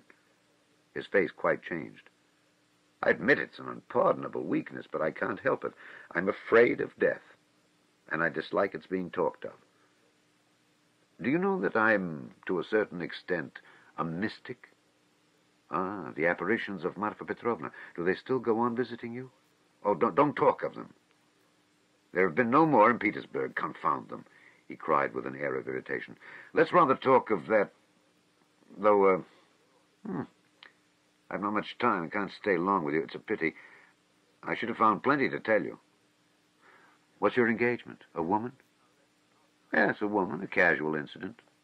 No, that's not what I want to talk of. And the hideousness, the filthiness of all your surroundings, doesn't that affect you? Have you lost the strength to stop yourself? And do you pretend to strength, too? You surprised me just now, Rodion Romanovich, though I knew beforehand it would be so. You preached to me about vice and aesthetics. You, a Schiller. You, an idealist. Of course, that's all as it should be, and it would be surprising if it were not so. Yet it is strange in reality. Ah, what a pity I have no time for you. A most interesting type. And by the way, are you fond of Schiller? I'm awfully fond of him. But what a braggart you are, Raskolnikov said with some disgust. Upon my word, I am not, answered Svidrigailov, laughing. However, I won't dispute it. Let me be a braggart. Why not brag if it hurts no one? I spent 7 years in the country with Marfa Petrovna, so now when I come across an intelligent person like you, intelligent and highly interesting, I'm simply glad to talk. And besides, I've drunk that half-glass of champagne, and it's gone to my head a little. And besides, there's a certain fact that has wound me up tremendously. But about that I will keep quiet. Where are you off to? He asked in alarm. Raskolnikov had begun getting up. He felt oppressed and stifled and, as it were, ill at ease at having come here. He felt convinced that Svidrigailov was the most worthless scoundrel on the face of the earth. Ah, sit down. Stay a little, Svidrigailov begged. Let them bring you some tea anyway. Stay a little. I won't talk nonsense. About myself, I mean. I'll tell you something. If you like, I'll tell you how a woman tried to save me, as you would call it. It will be an answer to your first question, indeed, for the woman was your sister. May I tell you? It will help to spend the time. Tell me, but I trust that you... Oh, don't be uneasy. Besides, even in a worthless, low fellow like me, Avdotya Romanovna can only excite the deepest respect. Chapter 4. You know, perhaps... Yes, I told you myself, began Svidrigailov, that I was in the debtor's prison here for an immense sum and had not any expectation of being able to pay it. There's no need to go into particulars of how Marfa Petrovna bought me out. Do you know to what a point of insanity a woman can sometimes love? She was an honest woman and very sensible, although completely uneducated. Would you believe that this honest and jealous woman, after many scenes of hysterics and reproaches, condescended to enter into a kind of contract with me which she kept throughout our married life? She was considerably older than I, and besides she always kept a clove or something in her mouth. There was so much swinishness in my soul, and honesty, too, of a sort, as to tell her straight out that I couldn't be absolutely faithful to her. This confession drove her to frenzy, but yet she seems in a way to have liked my brutal frankness. She thought it showed I was unwilling to deceive her if I warned her like this beforehand. And for a jealous woman, you know, that's the first consideration. After many tears, an unwritten contract was drawn up between us. First, that I would never leave Marfa Petrovna and would always be her husband. Secondly, that I would never absent myself without her permission. Thirdly, that I would never set up a permanent mistress. Fourthly, in return for this, Marfa Petrovna gave me a free hand with the maid-servants, but only with her secret knowledge. Fifthly, God forbid my falling in love with a woman of our class. Sixthly, in case I, which God forbid, should be visited by a great serious passion, I was bound to reveal it to Marfa Petrovna. On this last score, however, Marfa Petrovna was fairly at ease. She was a sensible woman, and so she could not help looking upon me as a dissolute profligate incapable of real love. But a sensible woman and a jealous woman are two very different things, and that's where the trouble came in. But to judge some people impartially, we must renounce certain preconceived opinions and our habitual attitude to the ordinary people about us. I have reason to have faith in your judgment rather than in anyone's. Perhaps you've already heard a great deal that was ridiculous and absurd about Marfa Petrovna. She certainly had some very ridiculous ways, but I tell you frankly that I feel really sorry for the innumerable woes of which I was the cause. Well, and that's enough, I think, by way of a decorous oraison funèbre, funeral oration, for the most tender wife of a most tender husband. When we quarreled, I usually held my tongue and did not irritate her, and that gentlemanly conduct rarely failed to attain its object. It influenced her, it pleased her indeed. There were times when she was positively proud of me. But your sister she couldn't put up with anyway. And however she came to risk taking such a beautiful creature into her house as a governess. My explanation is that Marfa Petrovna was an ardent and impressionable woman and simply fell in love herself, literally fell in love with your sister. Well, little wonder. Look at Avdotya Romanovna. I saw the danger at the first glance. And what do you think? I resolved not to look at her even. But Avdotya Romanovna herself made the first step. Would you believe it? Would you believe it, too, that Marfa Petrovna was positively angry with me at first for my persistent silence about your sister, for my careless reception of her continual adoring praises of Avdotya Romanovna? I don't know what it was she wanted. Well, of course, Marfa Petrovna told Avdotya Romanovna every detail about me. She had the unfortunate habit of telling literally everyone all our family's secrets and continually complaining of me. How could she fail to confide in such a delightful new friend?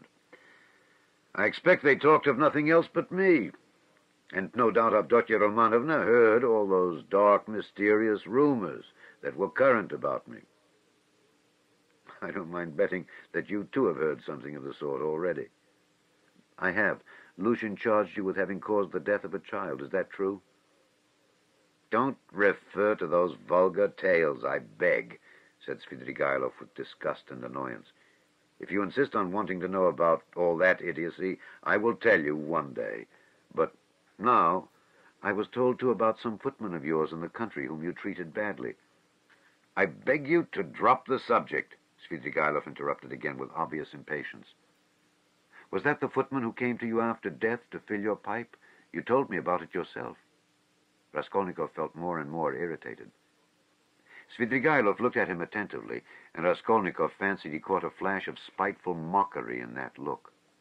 But Svidrigailov restrained himself and answered very civilly. Yes, it was. I see that you too are extremely interested, and shall feel it my duty to satisfy your curiosity at the first opportunity. Upon my soul, I see that I really might pass for a romantic figure with some people. Judge how grateful I must be to Marfa Petrovna for having repeated to Avdotya Romanovna such mysterious and interesting gossip about me. I dare not guess what impression it made on her, but in any case it worked in my interests. With all Avdotya Romanovna's natural aversion, and in spite of my invariably gloomy and repellent aspect, she did at last feel pity for me. Pity for a lost soul. And if once a girl's heart is moved to pity, it's more dangerous than anything. She's bound to want to save him, to bring him to his senses and lift him up and draw him to nobler aims and restore him to new life and usefulness. Well, we all know how far such dreams can go. I saw at once that the bird was flying into the cage of herself, and I, too, made ready. I think you're frowning, Rodion Romanovich? There's no need. As you all know, it all ended in smoke. Hang it all, what a lot I'm drinking. Do you know, I always, from the very beginning, regretted that it wasn't your sister's fate to be born in the 2nd or 3rd century A.D. as the daughter of a reigning prince or some governor or proconsul in Asia Minor. She would undoubtedly have been one of those who would endure martyrdom and would have smiled when they branded her bosom with hot pincers. And she would have gone to it of herself.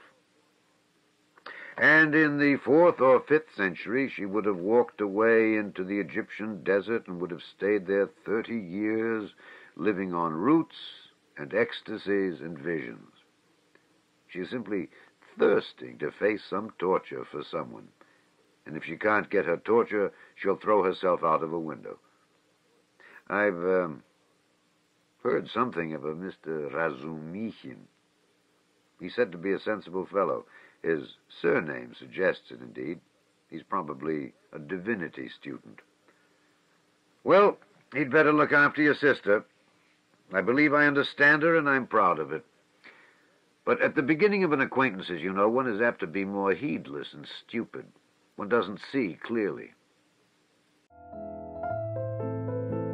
We hope you are enjoying this classic book reading by Alexander Scourby. Please subscribe, like, and share the link with others. Click the playlist link in the description box below for more classic book readings.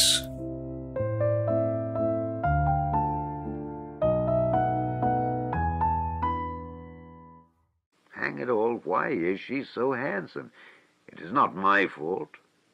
In fact, it began on my side with the most irresistible physical desire. Avdotya Romanovna is awfully chaste, incredibly and phenomenally so. Take note, I tell you this about your sister as a fact. She's almost morbidly chaste, in spite of her broad intelligence, and it will stand in her way. There happened to be a girl in the house then, Parasha, a black-eyed wench whom I'd never seen before. She'd just come from another village. Very pretty, but incredibly stupid. She burst into tears, wailed so that she could be heard all over the place, and caused scandal. One day, after dinner, Avdotya Romanovna followed me into an avenue in the garden, and with flashing eyes insisted on my leaving poor Parasha alone. It was almost our first conversation by ourselves. I, of course, was only too pleased to obey her wishes, tried to appear disconcerted, embarrassed. In fact, played my part not badly. Then came interviews, mysterious conversations, exhortations, entreaties, supplications, even tears. Would you believe it? Even tears. Think what the passion for propaganda will bring some girls to. I, of course, threw it all on my destiny, posed as hungering and thirsting for light, and finally resorted to the most powerful weapon in the subjection of the female heart, a weapon which never fails one. It's the well-known resource, flattery. Nothing in the world is harder than speaking the truth, and nothing easier than flattery. If there's the 100th part of a false note in speaking the truth, it leads to a discord, and that leads to trouble. But if all to the last note is false in flattery, it is just as agreeable and is heard not without satisfaction. It may be a coarse satisfaction, but still a satisfaction. And however coarse the flattery, at least half will be sure to seem true. That's so for all stages of development and classes of society. A vestal virgin might be seduced by flattery. I can never remember without laughter how I once seduced a lady who was devoted to her husband, her children, and her principles. What fun it was, and how little trouble. And the lady really had principles, of her own anyway. All my tactics lay in simply being utterly annihilated and prostrate before her purity. I flattered her shamelessly, and as soon as I succeeded in getting a pressure of the hand, even a glance from her, I would reproach myself for having snatched it by force, and would declare that she had resisted, so that I could never have gained anything but for my being so unprincipled. I maintained that she was so innocent that she could not foresee my treachery, and yielded to me unconsciously, unawares, and so on. In fact, I triumphed, while my lady remained firmly convinced that she was innocent, chaste, and faithful to all her duties and obligations, and had succumbed quite by accident. And how angry she was with me when I explained to her at last that it was my sincere conviction that she was just as eager as I. Poor Marfa Petrovna was awfully weak on the side of flattery. And if I'd only cared to, I might have had all her property settled on me during her lifetime. I'm drinking an awful lot of wine now and talking too much. But I hope you won't be angry if I mention now that I was beginning to produce the same effect on Avdotya Romanovna. But I was stupid and impatient and spoiled it all. Avdotya Romanovna had several times, and one time in particular, been greatly displeased by the expression of my eyes. Would you believe it? There was sometimes a light in them which frightened her, and grew stronger and more unguarded, till it was hateful to her. No need to go into detail, but we parted. There I acted stupidly again.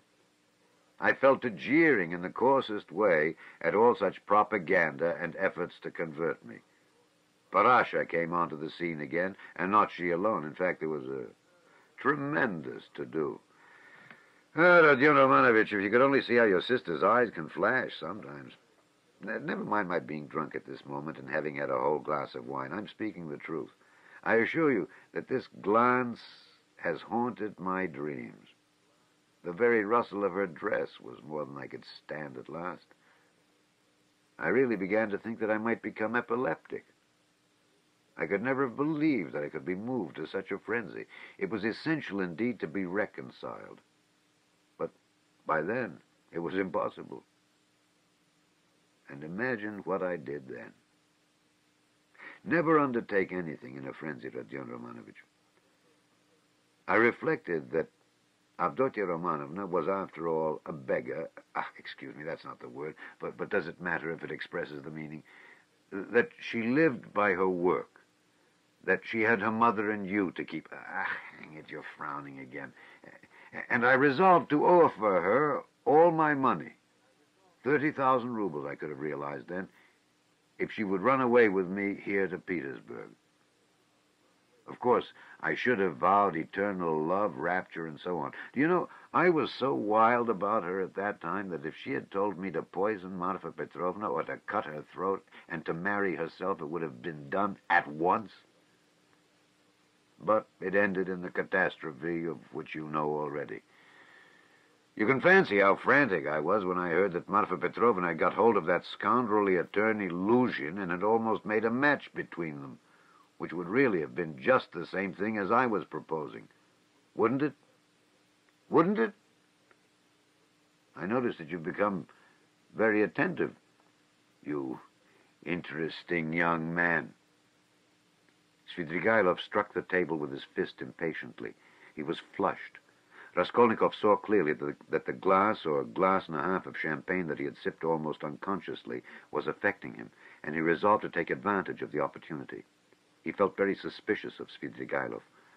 Well, after what you've said, I'm fully convinced that you have come to Petersburg with designs on my sister, he said directly to Svidrigailov in order to irritate him further. Oh, nonsense, said Svidrigailov, seeming to rouse himself. Why, I told you. Besides, your sister can't endure me. Yes, I'm certain that she can't, but that's not the point. Are you so sure that she can't? Svidrigailov screwed up his eyes and smiled mockingly. You're right, she doesn't love me. But you can never be sure of what has passed between husband and wife, or lover and mistress. There's always a little corner which remains a secret to the world, and it's only known to those two.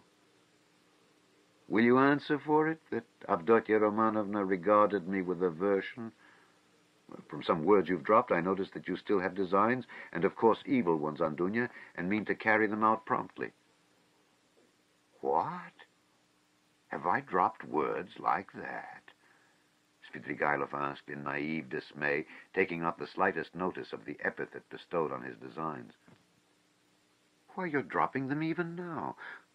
Why are you so frightened? What are you so afraid of now? Me afraid? Afraid of you? You have rather to be afraid of me, cher ami. But what nonsense. I've drunk too much, though. I see that. I was almost saying too much again. Damn the wine. Hi there, water! He snatched up the champagne bottle and flung it without ceremony out of the window. Philippe brought the water. That's all nonsense, said Svidrigailov, wetting a towel and putting it to his head. But I can answer you in one word and annihilate all your suspicions. Do you know that I'm going to get married? You told me so before. Did I? I've forgotten. But I couldn't have told you so for certain, for I'd not even seen my betrothed. I only meant to. But now I really have a betrothed, and it's a settled thing. And if it weren't that I have business that can't be put off, I would have taken you to see them at once, for I should like to ask your advice. Hang it. Only 10 minutes left. See, look at the watch. But I must tell you, for it's an interesting story, my marriage in its own way. Where are you off to? Going again? No, I'm not going away now. Not at all? We shall see. I'll take you there. I'll show you my betrothed, only not now, for you'll soon have to be off. You have to go to the right and I to the left. Do you know that Madame Resslich, the woman I'm lodging with now, eh? I know what you're thinking, that she's the woman whose girl, they say, drowned herself in the winter. Come, are you listening? She arranged it all for me. You're bored, she said. You want something to fill up your time. For, you know, I'm a gloomy, depressed person. You think I'm light-hearted? No, I'm gloomy. I do no harm but sit in a corner without speaking a word for 3 days at a time. And that Resslich is a sly hussy, I tell you. I know what she's got in her mind. She thinks I shall get sick of it, abandon my wife and depart, and she'll get hold of her and make a profit out of her. In our class, of course, or higher. She told me the father was a broken-down retired official who has been sitting in a chair for the last 3 years with his legs paralyzed. The mamma, she said, was a sensible woman. There's a son serving in the provinces, but he doesn't help. There's a daughter who's married, but she doesn't visit them. And they've 2 little nephews on their hands, as though their own children were not enough. And they've taken from school their youngest daughter, a girl who'll be 16 in another month, so that then she can be married. She was for me. We went there. How funny it was. I present myself, a landowner, a widower of a well-known name, with connections, with a fortune. What if I am 50 and she's not 16? Who thinks of that? But it's fascinating, isn't it? It is fascinating. You should have seen how I talked to the papa and mama. It was worth paying to have seen me at that moment. She comes in, curtsies, you can fancy, still in a short frock, an unopened bud, flushing like a sunset. She'd been told, no doubt. I don't know how you feel about female faces, but to my mind, these 16 years, these childish eyes, shyness, and tears of bashfulness are better than beauty, and she is a perfect little picture, too. Fair hair and little curls like a lamb's, full little rosy lips, tiny feet, a charmer. Well, we made friends. I told them I was in a hurry owing to domestic circumstances, and the next day, that is, the day before yesterday, we were betrothed. When I go now, I take her on my knee at once and keep her there. Well, she flushes like a sunset, and I kiss her every minute. Her mamma, of course, impresses on her that this is her husband, and that this must be so. It's simply delicious. The present betrothed condition is perhaps better than marriage. Here you have what is called la nature et la vérité, nature and truth. Ha ha! I've talked to her twice. She's far from a fool. Sometimes she steals a look at me that positively scorches me. Her face is like Raphael's Madonna. You know, the Sistine Madonna's face has something fantastic in it, the face of mournful, religious ecstasy. Haven't you noticed it? Well, she's something in that line. The day after we'd been betrothed, I bought her presents to the value of 1,500 rubles, a set of diamonds and another of pearls, and a silver dressing case as large as this with all sorts of things in it, so that even my Madonna's face glowed. I sat her on my knee yesterday, and I suppose rather too unceremoniously. She flushed crimson and the tears started, but she didn't want to show it. We were left alone.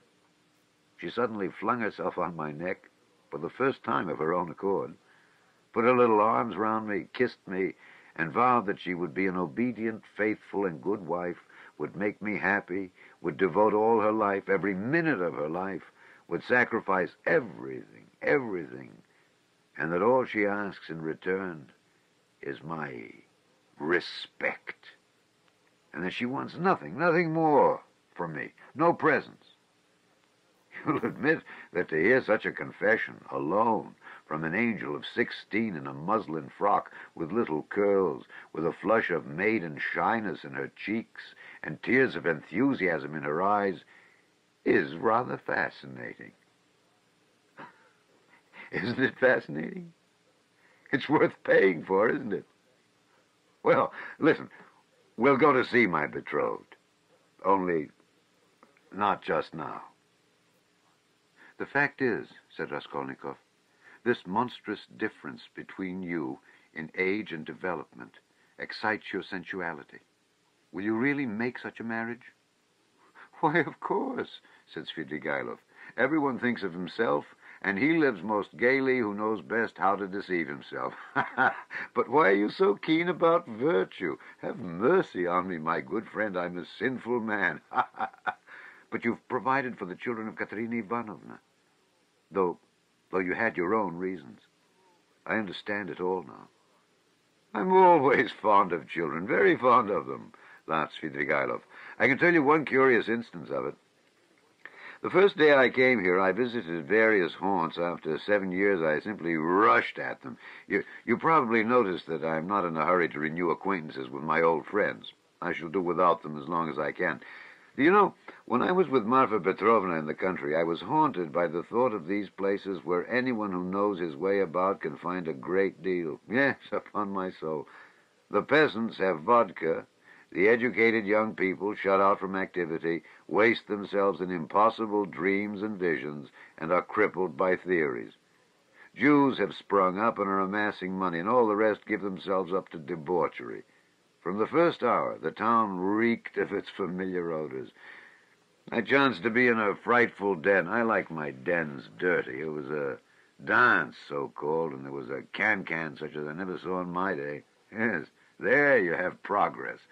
All of a sudden, I saw a little girl of 13, nicely dressed, dancing with a specialist in that line, with another one, vis-a-vis. Her mother was sitting on a chair by the wall. You can't fancy what a can-can that was. The girl was ashamed, blushed, and at last felt insulted and began to cry. Her partner seized her and began whirling her around and performing before her. Everyone laughed, and I like your public, even the can-can public. They laughed and shouted, serves her right, shouldn't bring children. Well, it's not my business whether that consoling reflection was logical or not. I at once fixed on my plan, sat down by the mother, and began by saying that I, too, was a stranger, and that people here were ill-bred, and that they couldn't distinguish decent folks and treat them with respect. Gave her to understand that I had plenty of money, offered to take them home in my carriage. I took them home and got to know them. They were lodging in a miserable little hole, and had only just arrived from the country. She told me that she and her daughter could only regard my acquaintance as an honor. I found out that they had nothing of their own and had come to town upon some legal business. I proffered my services and money. I learned that they had gone to the dancing saloon by mistake, believing that it was a genuine dancing class. I offered to assist in the young girl's education in French and dancing. My offer was accepted with enthusiasm as an honor, and we're still friendly. If you like, we'll go and see them, only not just now. Stop, enough of your vile, nasty anecdotes, depraved, vile, sensual man. Schiller! You're a regular Schiller. Où la vertu va-t-elle se nicher? Who could expect to find virtue there? But you know, I shall tell you these things on purpose, for the pleasure of hearing your outcries. I dare say. I can see I'm ridiculous myself, muttered Raskolnikov angrily. Svidrigaïlov laughed heartily. Finally, he called Philippe, paid his bill, and began getting up. I say, but I am drunk. Assez causé. Enough babbling, he said. It's been a pleasure. I should rather think it must be a pleasure, cried Raskolnikov, getting up. No doubt it is a pleasure for a worn-out profligate to describe such adventures with a monstrous project of the same sort in his mind, especially under such circumstances and to such a man as me. It's stimulating. Well, if you come to that, Svidrigaïlov answered, scrutinizing Raskolnikov with some surprise. If you come to that, you are a thorough cynic yourself. You've plenty to make you so, anyway. You can understand a great deal, and you can do a great deal, too. But enough. I sincerely regret not having had more talk with you, but I shan't lose sight of you. Only wait a bit. Svidrigaïlov walked out of the restaurant.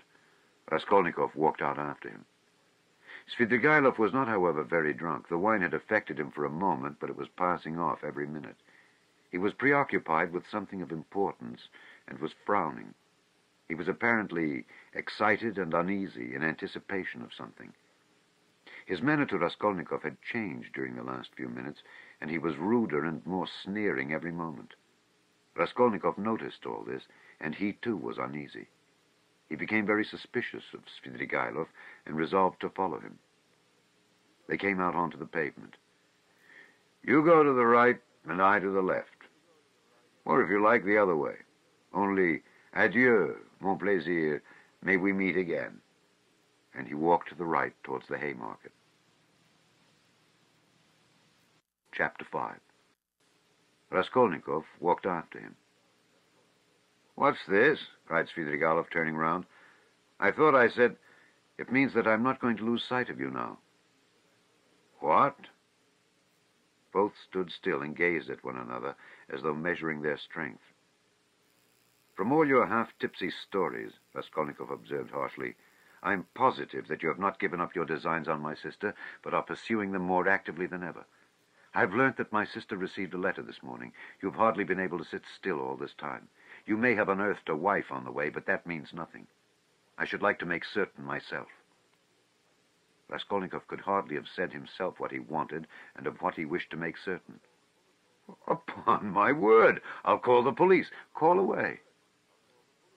Again they stood for a minute facing each other. At last Svidrigaïlov's face changed. Having satisfied himself that Raskolnikov was not frightened at his threat, he assumed a mirthful and friendly air. What a fellow! I purposely refrained from referring to your affair, though I'm devoured by curiosity. It's a fantastic affair. I put it off till another time, but you're enough to rouse the dead. Well, let us go. Only I warn you beforehand, I'm only going home for a moment to get some money. Then I shall lock up the flat, take a cab, and go to spend the evening at the islands. Now are you going to follow me? I'm coming to your lodgings. Not to see you, but Sofya Semyonovna. To say I'm sorry not to have been at the funeral. That's as you like, but Sofya Semyonovna is not at home. She's taken the 3 children to an old lady of high rank, the patroness of some orphan asylums, whom I used to know years ago.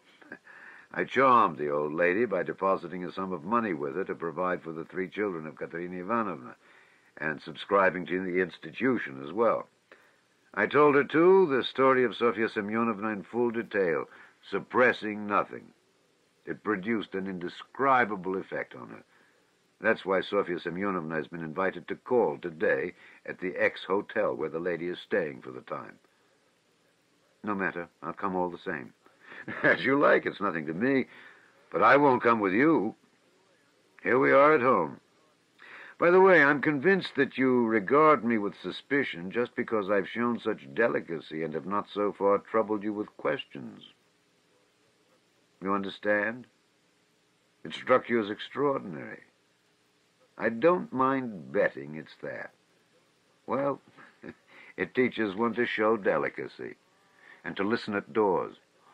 Ah, that's it. Is it? Laughed Svidrigailov. Yes, I should have been surprised if you'd let that pass after all that has happened. Though I did understand something of the pranks you had been up to and were telling Sofya Semyonovna about. What was the meaning of it? Perhaps I'm quite behind the times and can't understand. For goodness sake, explain it, my dear boy. Expound the latest theories. You couldn't have heard anything. You're making it all up. But I'm not talking about that, though I did hear something.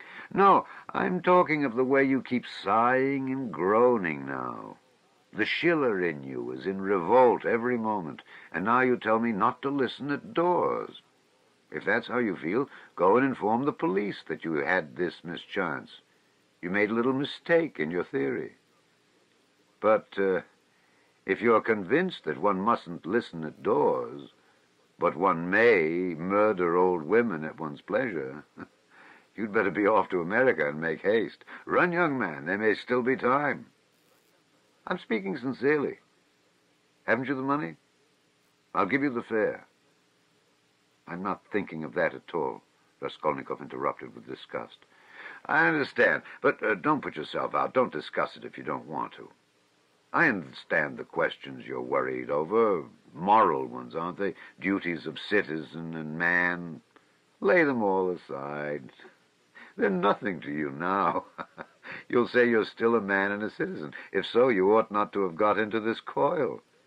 It's no use taking up a job you're not fit for. Well, you'd better shoot yourself. Or don't you want to? You seem trying to enrage me, to make me leave you. What a queer fellow. But here we are. Welcome to the staircase. You see, that's the way to Sofya Semyonovna. Look, there's no one at home. Don't you believe me? Ask Kapernaumov. She leaves the key with him. Here is Madame de Kapernaumov herself. Hey, what? She's rather deaf. Is she gone out? Where? Did you hear? She's not in and won't be till late in the evening, probably. Well, come to my room. You wanted to come and see me, didn't you? Here we are. Madame Restlich's not at home. She's a woman who's always busy. An excellent woman, I assure you. She might have been of use to you if you'd been a little more sensible. Now, see. I take this 5% bond out of the bureau. See what a lot I've got of them still. This one will be turned into cash today. I mustn't waste any more time. The bureau is locked. The flat is locked. And here we are again on the stairs. Should we take a cab? I'm going to the islands. Would you like a lift? I'll take this carriage. Oh, you refuse? You're tired of it. Oh, come for a drive. I believe it will come on to rain. Never mind, we'll pull down the hood. Svidrigailov was already in the carriage. Raskolnikov decided that his suspicions were, at least for that moment, unjust. Without answering a word, he turned and walked back towards the Haymarket. If he'd only turned round on his way, he might have seen Svidrigailov get out not 100 paces off, dismiss the cab, and walk along the pavement. But he had turned the corner and could see nothing. Intense disgust drew him away from Svidrigailov. To think that I could for one instant have looked for help from that coarse brute, that depraved sensualist and blackguard, he cried. Raskolnikov's judgment was uttered too lightly and hastily. There was something about Svidrigailov which gave him a certain original, even a mysterious character. As concerned his sister, Raskolnikov was convinced that Svidrigailov would not leave her in peace. But it was too tiresome and unbearable to go on thinking and thinking about this. When he was alone, he had not gone 20 paces before he sank as usual into deep thought. On the bridge, he stood by the railing and began gazing at the water. and his sister was standing close by him. He met her at the entrance to the bridge, but passed by without seeing her. Dunya had never met him like this in the street before, and was struck with dismay. She stood still and did not know whether to call to him or not. Suddenly she saw Svidrigailov coming quickly from the direction of the Haymarket. He seemed to be approaching cautiously. He did not go onto the bridge, but stood aside on the pavement, doing all he could to avoid Raskolnikov seeing him. He had observed Dunya for some time and had been making signs to her. She fancied he was signaling to beg her not to speak to her brother, but to come to him. That was what Dunya did. She stole by her brother and went up to Svidrigailov. "Let us make haste away," Svidrigailov whispered to her. "I don't want Rodion Romanovich to know of our meeting. I must tell you I've been sitting with him in the restaurant close by, where he looked me up, and I had great difficulty in getting rid of him. He has somehow heard of my letter to you and suspects something. It wasn't you who told him, of course. But if not you, who then?" "Well, we've turned the corner now," Dunya interrupted, "and my brother won't see us. I have to tell you that I'm going no further with you. Speak to me here. You can tell it all in the street." "In the first place, I can't say it in the street. Secondly, you must hear Sofya Semyonovna, too. And thirdly, I will show you some papers." "Oh, well, if you won't agree to come with me, I shall refuse to give any explanation and go away at once. But I beg you not to forget that a very curious secret of your beloved brother's is entirely in my keeping." Dunya stood still, hesitating, and looked at Svidrigailov with searching eyes. "What are you afraid of?" he observed quietly. "The town is not the country. And even in the country, you did me more harm than I did you." "Have you prepared Sofya Semyonovna?" "No, I've not said a word to her, and I'm not quite certain whether she's at home now. But most likely she is. She has buried her stepmother today. She is not likely to go visiting on such a day. For the time, I don't want to speak to anyone about it, and I half regret having spoken to you. The slightest indiscretion is as bad as betrayal in a thing like this. I live there in that house. We're coming to it. That's the porter of our house. He knows me very well. You see, he's bowing. He sees I'm coming with a lady, and no doubt he has noticed your face already, and you will be glad of that if you're afraid of me and suspicious. Excuse my putting things so coarsely. I haven't a flat to myself. Sofya Semyonovna's room is next to mine. She lodges in the next flat. The whole floor is let out in lodgings." "Why are you frightened like a child? Am I really so terrible?" Svidrigailov's lips were twisted in a condescending smile, but he was in no smiling mood. His heart was throbbing, and he could scarcely breathe. He spoke rather loud to cover his growing excitement. But Dunya did not notice this peculiar excitement. She was so irritated by his remark that she was frightened of him like a child, and that he was so terrible to her. "Though I know that you are not a man of honor, I'm not in the least afraid of you. Lead the way," she said with apparent composure, but her face was very pale. Svidrigailov stopped at Sonia's room. "Allow me to inquire whether she's at home." "Oh, she is not. How unfortunate. But I know she may come quite soon. If she's gone out, it can only be to see a lady about the orphans. Their mother is dead. I've been meddling and making arrangements for them. If Sofya Semyonovna does not come back in 10 minutes, I will send her to you. Today, if you like. This is my flat. These are my 2 rooms. Madame Restlich, my landlady, has the next room. Now, look this way. I will show you my chief piece of evidence. This door from my bedroom leads into 2 perfectly empty rooms, which are to let. Here they are. You must look into them with some attention." Svidrigailov occupied 2 fairly large furnished rooms. Dunya was looking about her mistrustfully, but saw nothing special in the furniture or position of the rooms. Yet there was something to observe. For instance, that Svidrigailov's flat was exactly between 2 sets of almost uninhabited apartments. His rooms were not entered directly from the passage, but through the landlady's 2 almost empty rooms.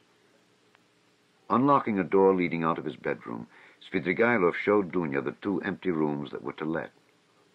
Dunya stopped in the doorway, not knowing what she was called to look upon. But Svidrigailov hastened to explain. Look here at this second large room. Notice that door. It's locked. By the door stands a chair, the only one in the 2 rooms. I brought it from my rooms so as to listen more conveniently. Just the other side of the door is Sofya Semyonovna's table. She sat there talking to Rodion Romanovich. And I sat here, listening on 2 successive evenings for 2 hours each time. And of course, I was able to learn something. What do you think? You listened? Yes, I did. Now come back to my room. We can't sit down here. He brought Avdotya Romanovna back into his sitting room and offered her a chair. He sat down at the opposite side of the table, at least 7 feet from her, but probably there was the same glow in his eyes which had once frightened Dunya so much. She shuddered and once more looked about her distrustfully. It was an involuntary gesture. She evidently did not wish to betray her uneasiness. But the secluded position of Svidrigailov's lodging had suddenly struck her. She wanted to ask whether his landlady at least were at home, but pride kept her from asking. Moreover, she had another trouble in her heart, incomparably greater than fear for herself. She was in great distress. Here is your letter, she said, laying it on the table. Can it be true what you write? You hint at a crime committed, you say, by my brother. You hint at it too clearly. You daren't deny it now. I must tell you that I'd heard of this stupid story before you wrote, and don't believe a word of it. It's a disgusting and ridiculous suspicion. I know the story, and why and how it was invented. You can have no proofs. You promised to prove it. Speak. But let me warn you that I don't believe you. I don't believe you. Dunya said this, speaking hurriedly, and for an instant the color rushed to her face. If you didn't believe it, how could you risk coming alone to my rooms? Why have you come? Simply from curiosity? Don't torment me. Speak, speak. There's no denying that you're a brave girl. Upon my word, I thought you would have asked Mr. Razumikhin to escort you here. But he was not with you nor anywhere near. I was on the lookout. It's spirited of you. Proves you wanted to spare Rodion Romanovich. But everything is divine in you. About your brother, what am I to say to you? You've just seen him yourself. What do you think of him? Surely that's not the only thing you're building on. No, not on that, but on his own words. He came here on 2 successive evenings to see Sofya Semyonovna. I've shown you where they sat. He made a full confession to her. He is a murderer.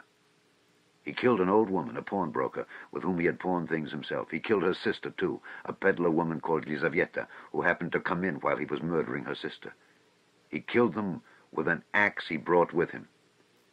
He murdered them to rob them, and he did rob them. He took money and various things. He told all this, word for word, to Sofya Semyonovna, the only person who knows his secret. But she has had no share by word or deed in the murder. She was as horrified at it as you are now. Don't be anxious. She won't betray him. It cannot be, muttered Dunya with white lips. She gasped for breath. It cannot be. There was not the slightest cause, no sort of ground. It's a lie, a lie. He robbed her. That was the cause. He took money and things. It's true that by his own admission he made no use of the money or things, but hid them under a stone where they are now. But that was because he dared not make use of them. But how could he steal, rob? How could he dream of it? Cried Dunya, and she jumped up from the chair. Why, you know him and you've seen him. Can he be a thief? She seemed to be imploring Svidrigailov. She had entirely forgotten her fear. There are thousands and millions of combinations and possibilities, Avdotya Romanovna. A thief steals and knows he is a scoundrel, but I've heard of a gentleman who broke open the mail. Who knows? Very likely he thought he was doing a gentlemanly thing. Of course, I should not have believed it myself if I'd been told of it as you have, but I believed my own ears. He explained all the causes of it to Sofya Semyonovna, too, but she did not believe her ears at first. Yet she believed her own eyes at last. What were the causes? It's a long story, Avdotya Romanovna. Here's... how shall I tell you? A theory of a sort. The same one by which I, for instance, consider that a single misdeed is permissible if the principal aim is right. A solitary wrongdoing and hundreds of good deeds. It's galling, too, of course, for a young man of gifts and overweening pride to know that if he had, for instance, a paltry 3,000, his whole career, his whole future would be differently shaped, and yet not to have that 3,000. Add to that nervous irritability from hunger, from lodging in a hole, from rags, from a vivid sense of the charm of his social position, and his sister's and mother's position, too. Above all, vanity, pride and vanity, though goodness knows he may have good qualities, too. I'm not blaming him, please don't think it. Besides, it's not my business. A special little theory came in, too. A theory of a sort, dividing mankind, you see, into material and superior persons. That is, persons to whom the law does not apply, owing to their superiority, who make laws for the rest of mankind. The material, that is. It's all right as a theory. Une théorie comme une autre. One theory's as good as the next. Napoleon attracted him tremendously. That is, what affected him was that a great many men of genius have not hesitated at wrongdoing, but have overstepped the law without thinking about it. He seems to have fancied that he was a genius, too. That is, he was convinced of it for a time. He has suffered a great deal and is still suffering from the idea that he could make a theory, but was incapable of boldly overstepping the law, and so he is not a man of genius. And that's humiliating for a young man of any pride, in our day especially. But remorse? You deny him any moral feeling, then? Is he like that? Avdotya Romanovna, everything is in a muddle now. Not that it was ever in very good order. Russians in general are broad in their ideas, Avdotya Romanovna, broad like their land, and exceedingly disposed to the fantastic, the chaotic. But it's a misfortune to be broad without a special genius.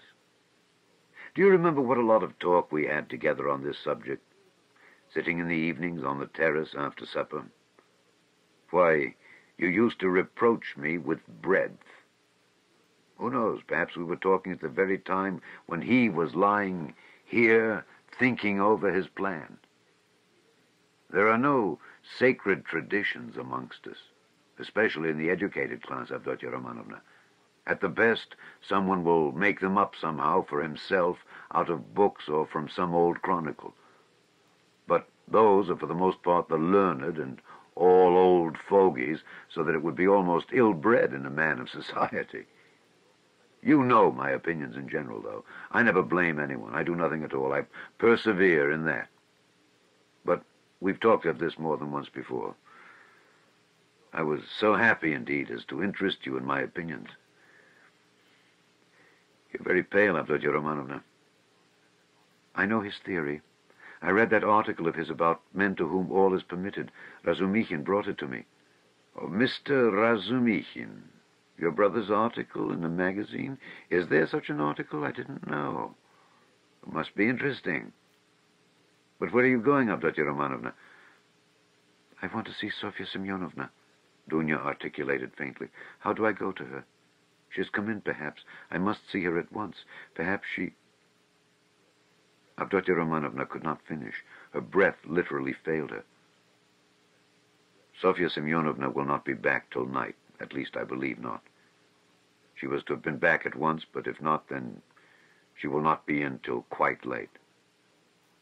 Ah, then you're lying. I see you were lying. Lying all the time.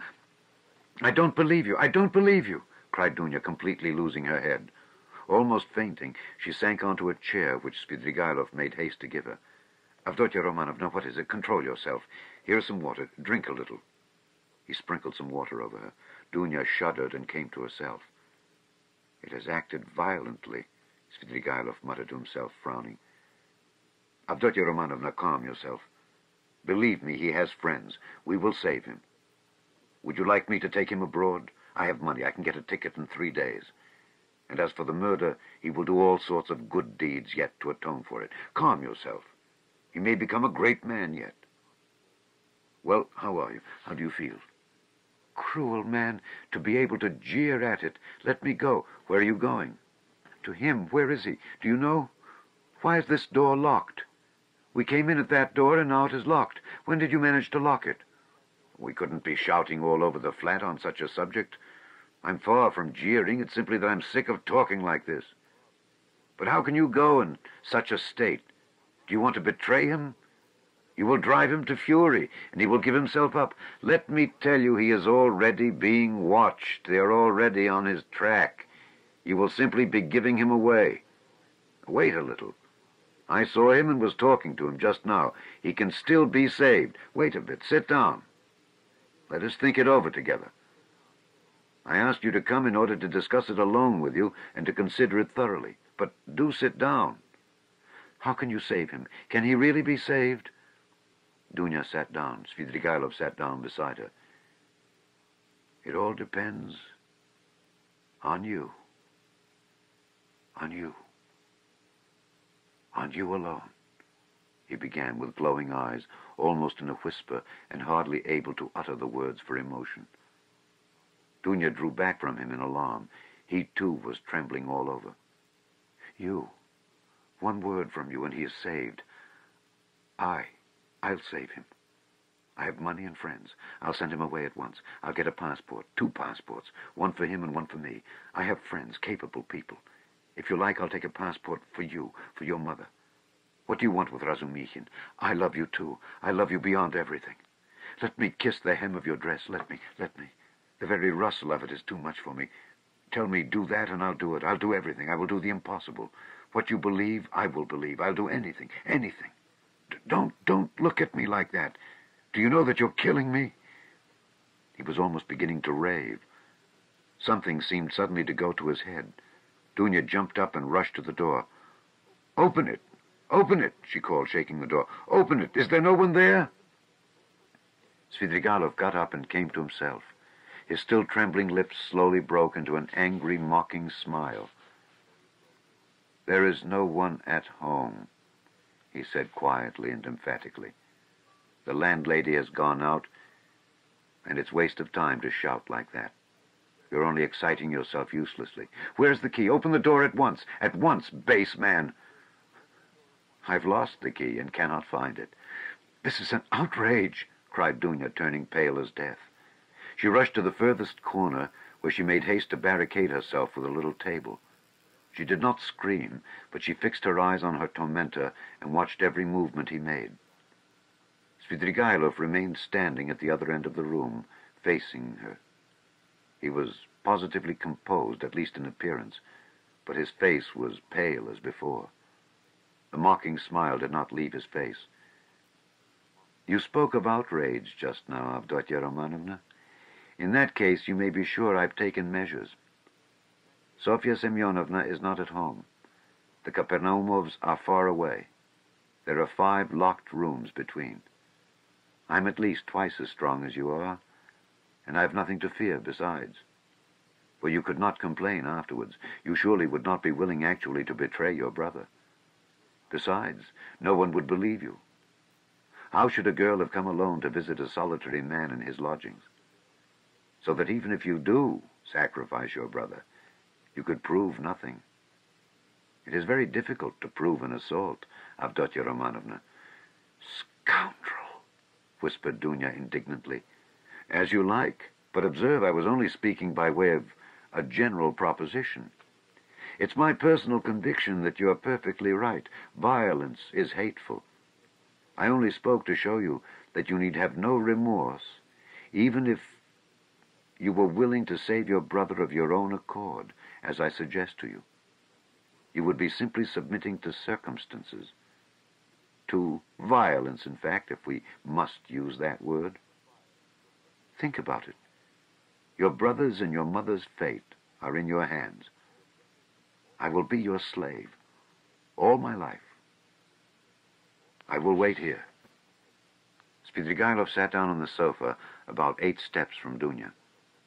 She had not the slightest doubt now of his unbending determination. Besides, she knew him. Suddenly, she pulled out of her pocket a revolver, cocked it, and laid it in her hand on the table. Svidrigailov jumped up. "Aha, so that's it, is it?" he cried, surprised but smiling maliciously. "Well, that completely alters the aspect of affairs. You've made things wonderfully easier for me, Avdotya Romanovna. But where did you get the revolver? Was it Mr. Razumikhin?" "Why, it's my revolver, an old friend, and how I've hunted for it. The shooting lessons I've given you in the country have not been thrown away. It's not your revolver. It belonged to Marfa Petrovna, whom you killed, wretch. There was nothing of yours in her house. I took it when I began to suspect what you were capable of. If you dare to advance one step, I swear I'll kill you." She was frantic. "But your brother?" "I ask from curiosity," said Svidrigailov, still standing where he was. "Inform if you want to. Don't stir. Don't come nearer. I'll shoot. You poisoned your wife, I know. You're a murderer yourself." She held the revolver ready. "Are you so positive I poisoned Marfa Petrovna? You did. You hinted it yourself. You talked to me of poison. I know you went to get it. You had it in readiness. It was your doing. It must have been your doing. Scoundrel! Even if that were true, it would have been for your sake. You would have been the cause. You're lying. I hated you always, always. Oh, Avdotya Romanovna, you seem to have forgotten how you softened to me in the heat of propaganda. I saw it in your eyes. Do you remember that moonlight night when the nightingale was singing? That's a lie." There was a flash of fury in Dunya's eyes. "That's a lie and a libel." "A lie? Well, if you like, it's a lie. I made it up. Women ought not to be reminded of such things." He smiled. "I know you will shoot, you pretty, wild creature. Well, shoot away." Dunya raised the revolver and, deadly pale, gazed at him, measuring the distance and awaiting the first movement on his part. Her lower lip was white and quivering, and her big black eyes flashed like fire. He had never seen her so handsome. The fire glowing in her eyes at the moment she raised the revolver seemed to kindle him, and there was a pang of anguish in his heart. He took a step forward, and a shot rang out. The bullet grazed his hair and flew into the wall behind. He stood still and laughed softly. "The wasp has stung me. She aimed straight at my head. What's this? Blood?" He pulled out his handkerchief to wipe the blood, which flowed in a thin stream down his right temple. The bullet seemed to have just grazed the skin. Dunya lowered the revolver and looked at Svidrigailov not so much in terror as in a sort of wild amazement. She seemed not to understand what she was doing and what was going on. "Well, you missed. Fire again. I'll wait," said Svidrigailov softly, still smiling but gloomily. "If you go on like that, I shall have time to seize you before you cock again." Dunya started, quickly cocked the pistol, and again raised it. "Let me be," she cried in despair. "I swear I'll shoot again. I'll kill you." "Well, at 3 paces you can hardly help it. But if you don't, then..." His eyes flashed, and he took 2 steps forward. Dunya shot again. It missed fire. "You haven't loaded it properly." "Never mind, you have another charge there. Get it ready, I'll wait." He stood facing her 2 paces away, waiting and gazing at her with wild determination, with feverishly passionate, stubborn, set eyes. Dunya saw that he would sooner die than let her go. And now, of course, she would kill him at 2 paces. Suddenly, she flung away the revolver. "She's dropped it," said Svidrigailov with surprise, and he drew a deep breath. A weight seemed to have rolled from his heart, perhaps not only the fear of death. Indeed, he may scarcely have felt it at that moment.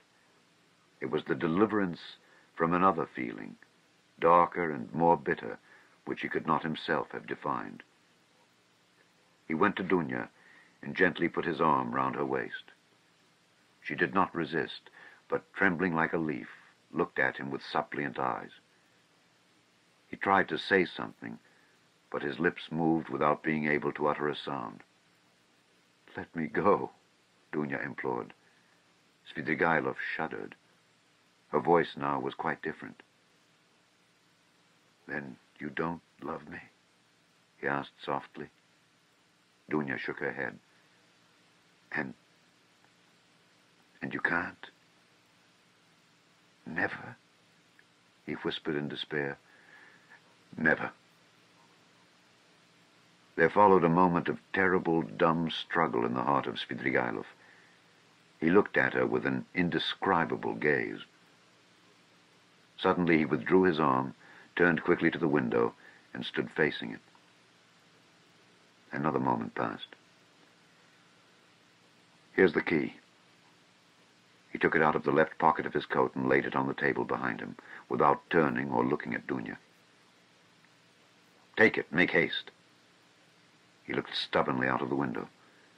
Dunya went up to the table to take the key.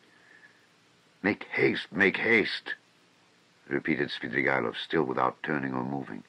But there seemed a terrible significance in the tone of that "make haste." Dunya understood it, snatched up the key, flew to the door, unlocked it quickly, and rushed out of the room. A minute later, beside herself, she ran out onto the canal bank in the direction of X Bridge. Svidrigailov remained 3 minutes standing at the window. At last he slowly turned, looked about him, and passed his hand over his forehead. A strange smile contorted his face. A pitiful, sad, weak smile. A smile of despair. The blood, which was already getting dry, smeared his hand. He looked angrily at it, then wetted a towel and washed his temple. The revolver which Dunya had flung away lay near the door, and suddenly caught his eye. He picked it up and examined it. It was a little pocket 3-barrel revolver of old-fashioned construction. There were still 2 charges and 1 capsule left in it. It could be fired again. He thought a little, put the revolver in his pocket, took his hat, and went out. Chapter 6. Svidrigailov spent that evening till 10 o'clock going from one low haunt to another. Katya, too, turned up and sang another gutter song, how a certain villain and tyrant began kissing Katya. Svidrigailov treated Katya and the organ grinder, and some singers, and the waiters, and 2 little clerks. He was particularly drawn to these clerks by the fact that they both had crooked noses, one bent to the left and the other to the right. They took him finally to a pleasure garden, where he paid for their entrance. There was one lanky 3-year-old pine tree and 3 bushes in the garden, besides a Vauxhall, which was in reality a drinking bar, where tea, too, was served, and there were a few green tables and chairs standing round it. A chorus of wretched singers and a drunken but exceedingly depressed German clown from Munich with a red nose entertained the public. The clerks quarreled with some other clerks, and a fight seemed imminent. Svidrigailov was chosen to decide the dispute. He listened to them for a quarter of an hour, but they shouted so loud that there was no possibility of understanding them. The only fact that seemed certain was that one of them had stolen something and had even succeeded in selling it on the spot to a Jew, but would not share the spoil with his companion. Finally, it appeared that the stolen object was a teaspoon belonging to the Vauxhall. It was missed, and the affair began to seem troublesome. Svidrigailov paid for the spoon, got up, and walked out of the garden. It was about 6 o'clock. He had not drunk a drop of wine all this time, and had ordered tea more for the sake of appearances than anything. It was a dark and stifling evening. Threatening storm clouds came over the sky about 10 o'clock. There was a clap of thunder, and the rain came down like a waterfall. The water fell not in drops, but beat on the earth in streams. There were flashes of lightning every minute, and each flash lasted while one could count 5. Drenched to the skin, he went home, locked himself in, opened the bureau, took out all his money, and tore up 2 or 3 papers. Then, putting the money in his pocket, he was about to change his clothes, but looking out of window and listening to the thunder and the rain, he gave up the idea, took up his hat, and went out of the room without locking the door. He went straight to Sonia. She was at home. She was not alone. The 4 Kapernaumov children were with her. She was giving them tea. She received Svidrigailov in respectful silence, looking wonderingly at his soaking clothes. The children all ran away at once in indescribable terror. Svidrigailov sat down at the table and asked Sonia to sit beside him. She timidly prepared to listen. "I may be going to America, Sofya Semyonovna," said Svidrigailov, "and as I am probably seeing you for the last time, I've come to make some arrangements." "Well, did you see the lady today?" "I know what she said to you. You need not tell me." Sonia made a movement and blushed. "Those people have their own way of doing things. As to your sisters and your brother, they're really provided for, and the money assigned to them I've put into safekeeping and have received acknowledgments. You'd better take charge of the receipts in case anything happens. Here, take them. Well, now that's settled. Here are 3 5% bonds to the value of 3,000 rubles. Take those for yourself, entirely for yourself. And let that be strictly between ourselves so that no one knows of it, whatever you hear. You will need the money, for to go on living in the old way, Sofya Semyonovna, is bad. And besides, there is no need for it now." "I'm so much indebted to you, and so are the children and my stepmother," said Sonia hurriedly. "And if I've said so little, please don't consider—" "That's enough, that's enough." "But as for the money, Arkady Ivanovich, I'm very grateful to you, but I don't need it now. I can always earn my own living. Don't think me ungrateful. If you're so charitable, that money, it's for you. For you, Sofya Semyonovna. And please don't waste words over it. I haven't time for it. You will want it. Rodion Romanovich has 2 alternatives. A bullet in the brain or Siberia." Sonia looked wildly at him and started. "Don't be uneasy. I know all about it from himself, and I'm not a gossip. I won't tell anyone. It was good advice when you told him to give himself up and confess. It would be much better for him. Well, if it turns out to be Siberia, he will go, and you will follow him. That's so, isn't it?"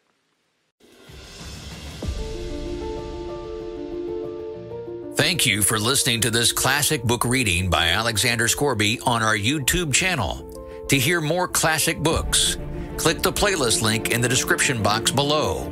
Please subscribe, like, and share the link with others so they too can hear the Scourby classic book readings.